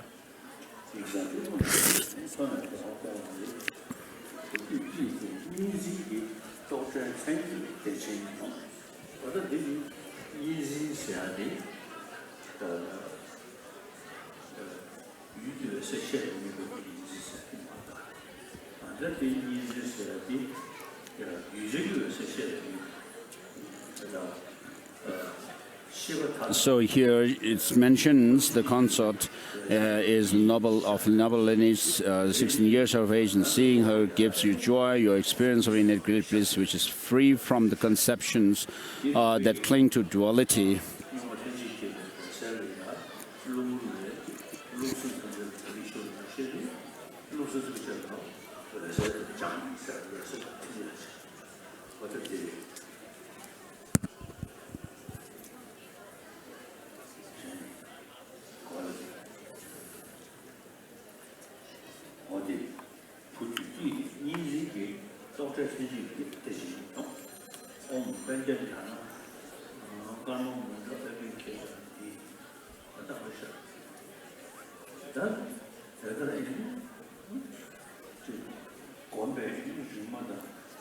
So the meditated consort,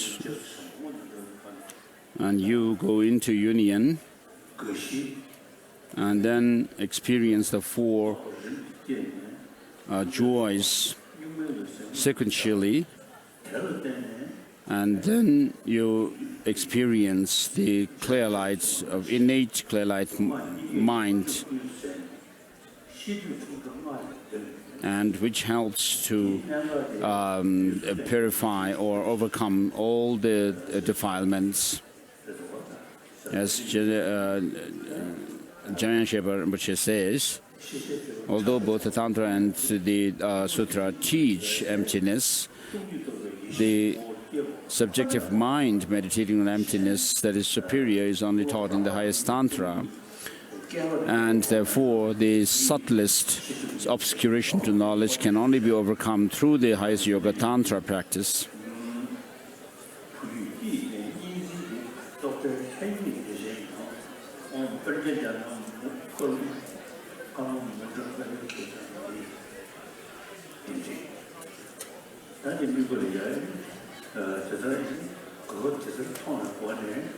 So seeing the purpose of developing this clear light mind, realizing emptiness, meditate on the four joys. When as the vital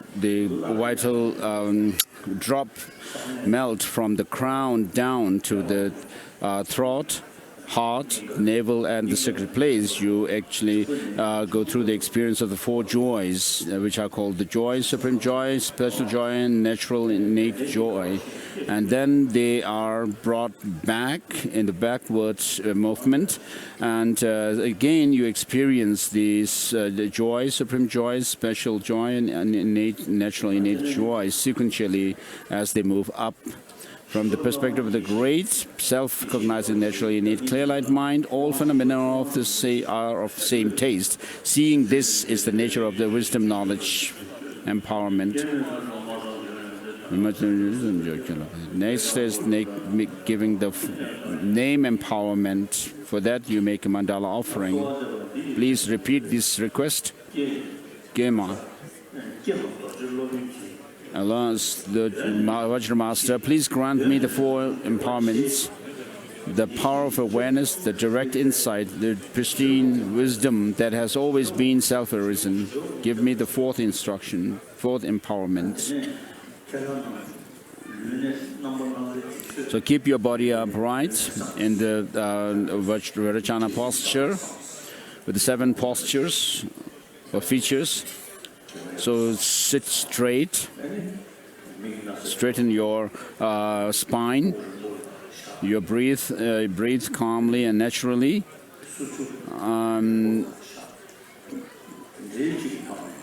Close your mouth naturally.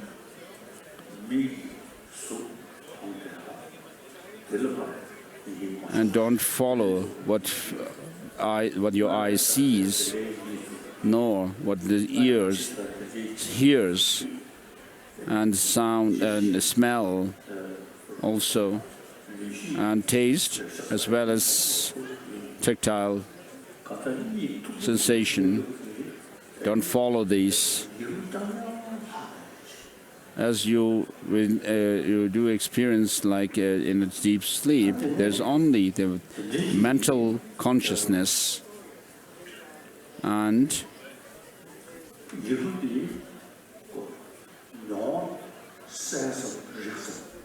this mental consciousness as a feature of mere clarity or luminosity and awareness or cognition. So when we talk about mind, we can actually talk about mind in terms of a temporal sequence, although temporal sequence also can be related with those of the objects, external objects as well, because the mind is not a material of form. We cannot talk about special extension of the mind, but only in terms, it can be described in terms of temporal sequence. And when we talk about the present mind, half of that is gone, and half of that yet to come. And therefore, you cannot say, pinpoint or point your finger at the past or future mind.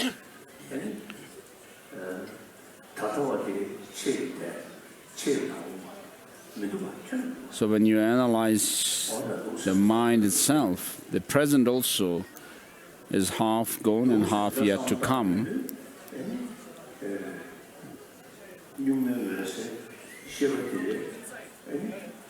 So this mind, which is innate, clear light, cannot be found when you search for it in its designated object.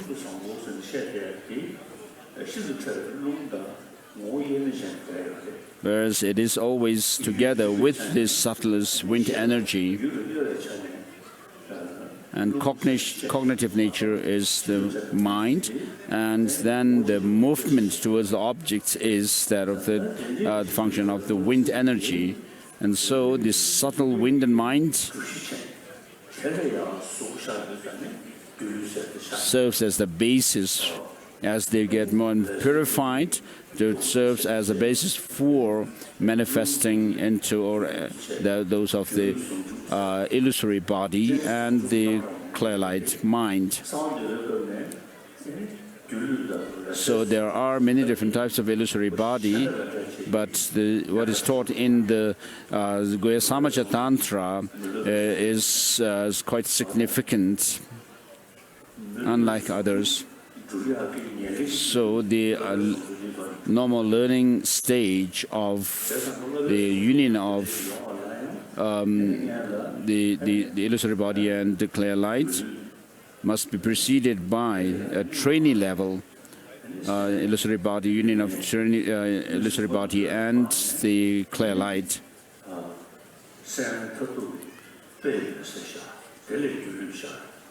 So once you attain that of the final meaning clear light, the example clear light, from there the illusory body arises, and then you absorb yourself in single-pointed meditation with the clear light, and then you progress further and you become enlightened once you reach a state where you never reverse from there. That is a Buddhahood. Having overcome all the defilements. And so the Guhyasamaja explanation of how one progressively achieves the union of a normal learning stage, can give you some conviction as to, there's no other way that you can actually attain this state of a union.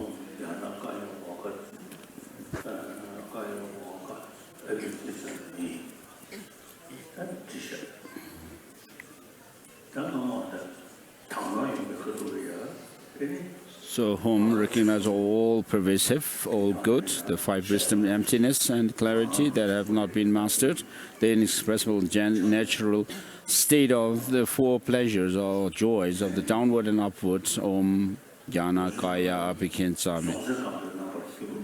And next comes giving the stick, the walking stick.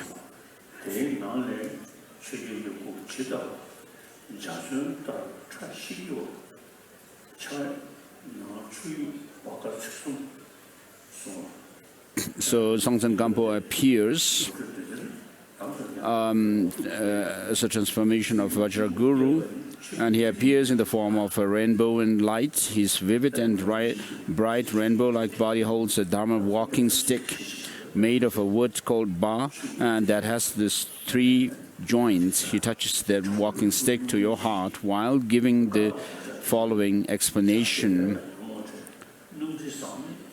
Generating the stick is symbolic for the unique drop of Dharmata.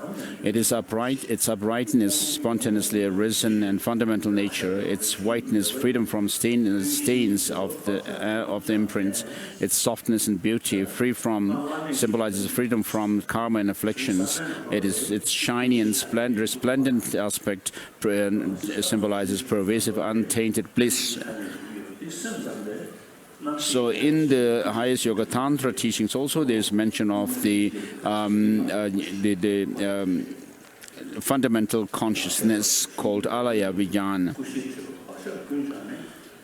And the seizing unimpeded wisdom, the three joints are the three spontaneous kayas. It never changes and recognizes its own nature, owing to the sport of the sense afflictions, kayas, wisdom, self-appearance and self-liberation made obstructions and imprints of the fundamental consciousness be purified and made become one with the Makarunika's mind. Jnana Abhishekati.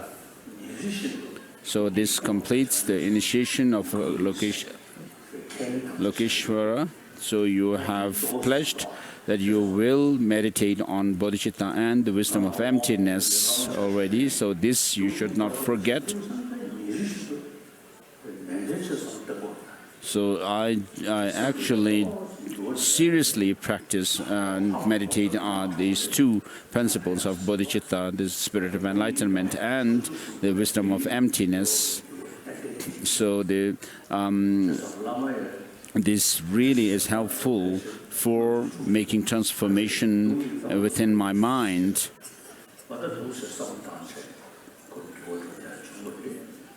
So I have meditated on these principles for a long time.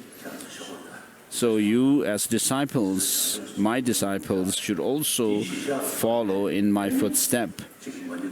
And then within this meditation, keeping yourself within the perspective of the bodhicitta and the wisdom of emptiness, then you can recite Om Mani Padme Hum mantra and so forth. So from tomorrow we'll have the recitation of this six-syllable mantra.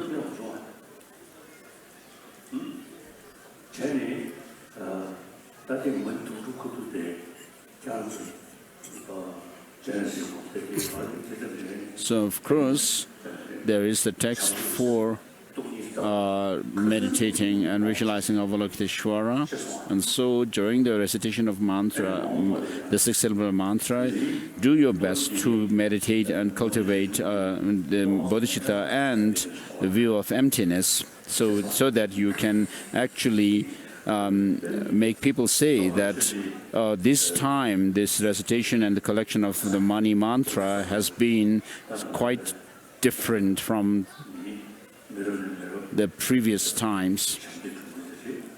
So you, the monks of Dzongachede, are the ones who have served the Lokeshwara Vadisangpo for generations. So you should be able to make it different, but you should not have any expectation from your side to make it something special. So that's all.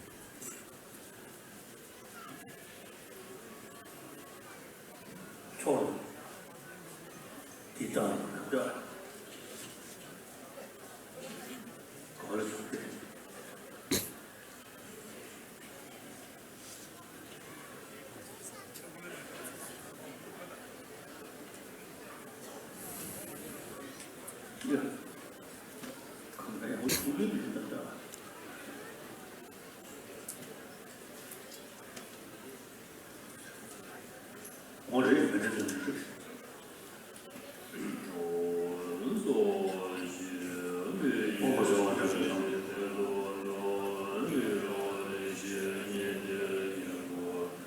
Sanje shendo mekte bewa ye chokwa namta shinla che sho Rana Mandala kamneya tayami. So if you want the text for daily practice after taking this initiation of Avalokiteshvara, please come to me. Tabe sendeb na kanjin gombo tenzin yatso ye kotse mishi kenjara rabden shedun lenge. This is a long life prayer of His Holiness the Dalai Lama.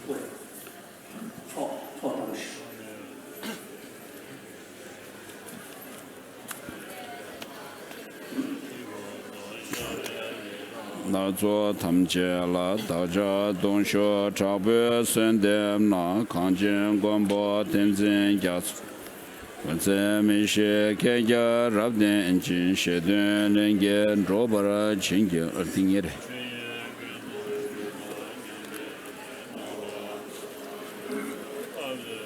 Pen zhe top zhuo nga wa la ye la rab jam tu sum kia wa tam chi Da zha dong shuo zhao bui sun dem na kang jin guan bo ten zin ya zu guo ce mi shi gen ya rab den jin shi dun len ge zhuo ba ra qin ge lo ji kang ge ngai zhu xin qiu du xi wa nam zhang nor bu de sang me mi wa kun sang ge wei Tam be che ge zo nam la da zha dong shuo zhao bui sun dem na kang jin guan bo ten zin ya zuo ye guo ce mi shi ge ya rab den shi dun len ge zhuo ba ra qin ge lo zhom la che ba wei ten dun wen sum che wei ye shi nam da ra do jie chong le mi che ba ri chu ba be ge dun tam chi Da zha dong shuo zhao bui sun dem na kang jin guan bo ten zin ya zu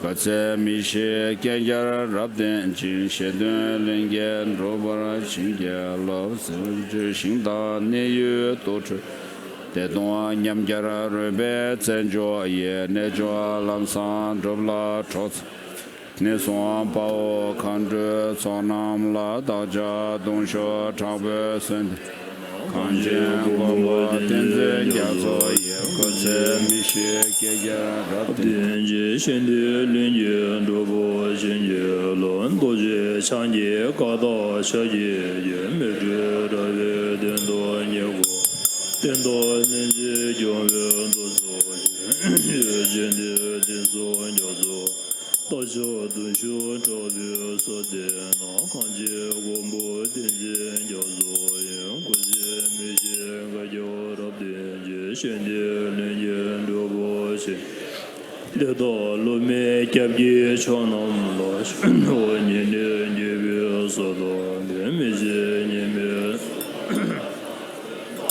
guan zhu zhui bie guan jie bo ma wo lo san dian jin ya zuo zuo mi xie mi yu mi nu bo sheng xie yang zhao do ji nian Go on your zo ye me on do den shuo nam shuo ye wo ye zi bie wen yin do chao bo sun ye lao jian ye che de guan bie nian bo jie xie bo ji xie nian ye du di di zo dian ga san nam ye yan li jie wa se che do Wen do rab do wen ye zi zi xie zi mo ye我并没接了你人言，到时年年说说当面人高兴，这边让年人过上去，人家人到今说没就时间这边去了到天天，我没别电报当大姐，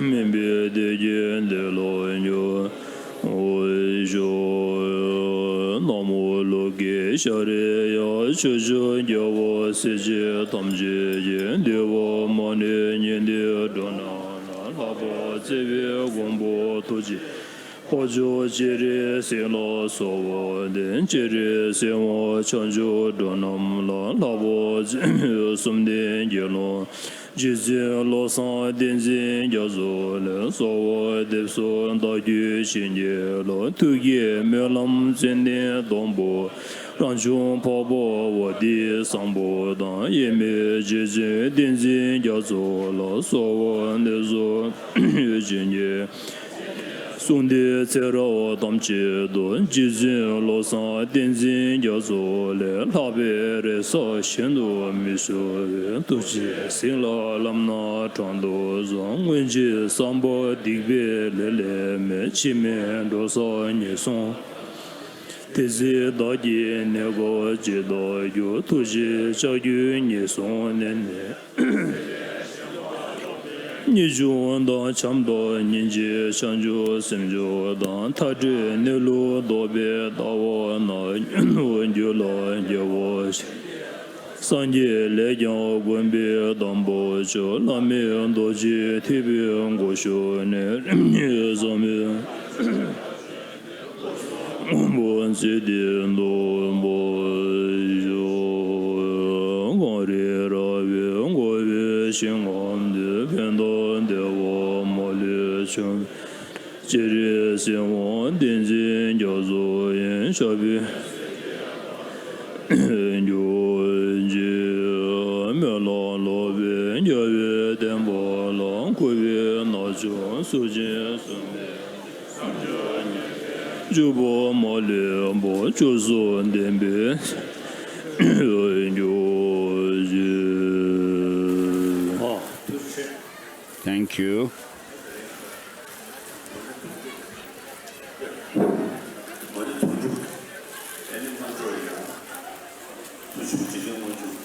So as a preliminary to this, the recitation of the six-syllable mantra, we have done this is the Avalokiteshvara, great compassionate Avalokiteshvara initiation at the request of Dzongachede, and I am satisfied, and you should also practice well. And when you recite the mantra, six-syllable mantra, you should please do recite it very attentively so that you'll be able to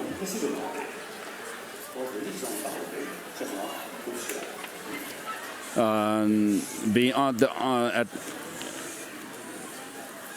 at the onset of the path to enlightenment. It's not impossible for this to happen. So be serious.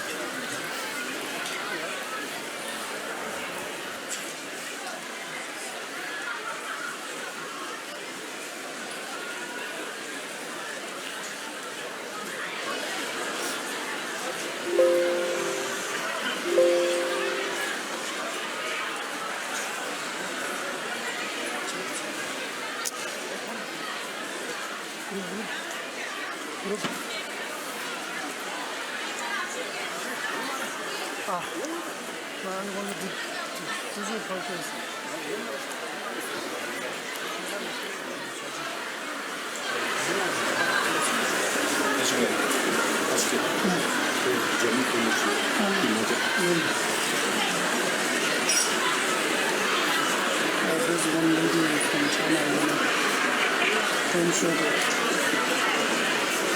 There's one China lady, don't show that. Not now, I'll tell you. Yeah. Yes.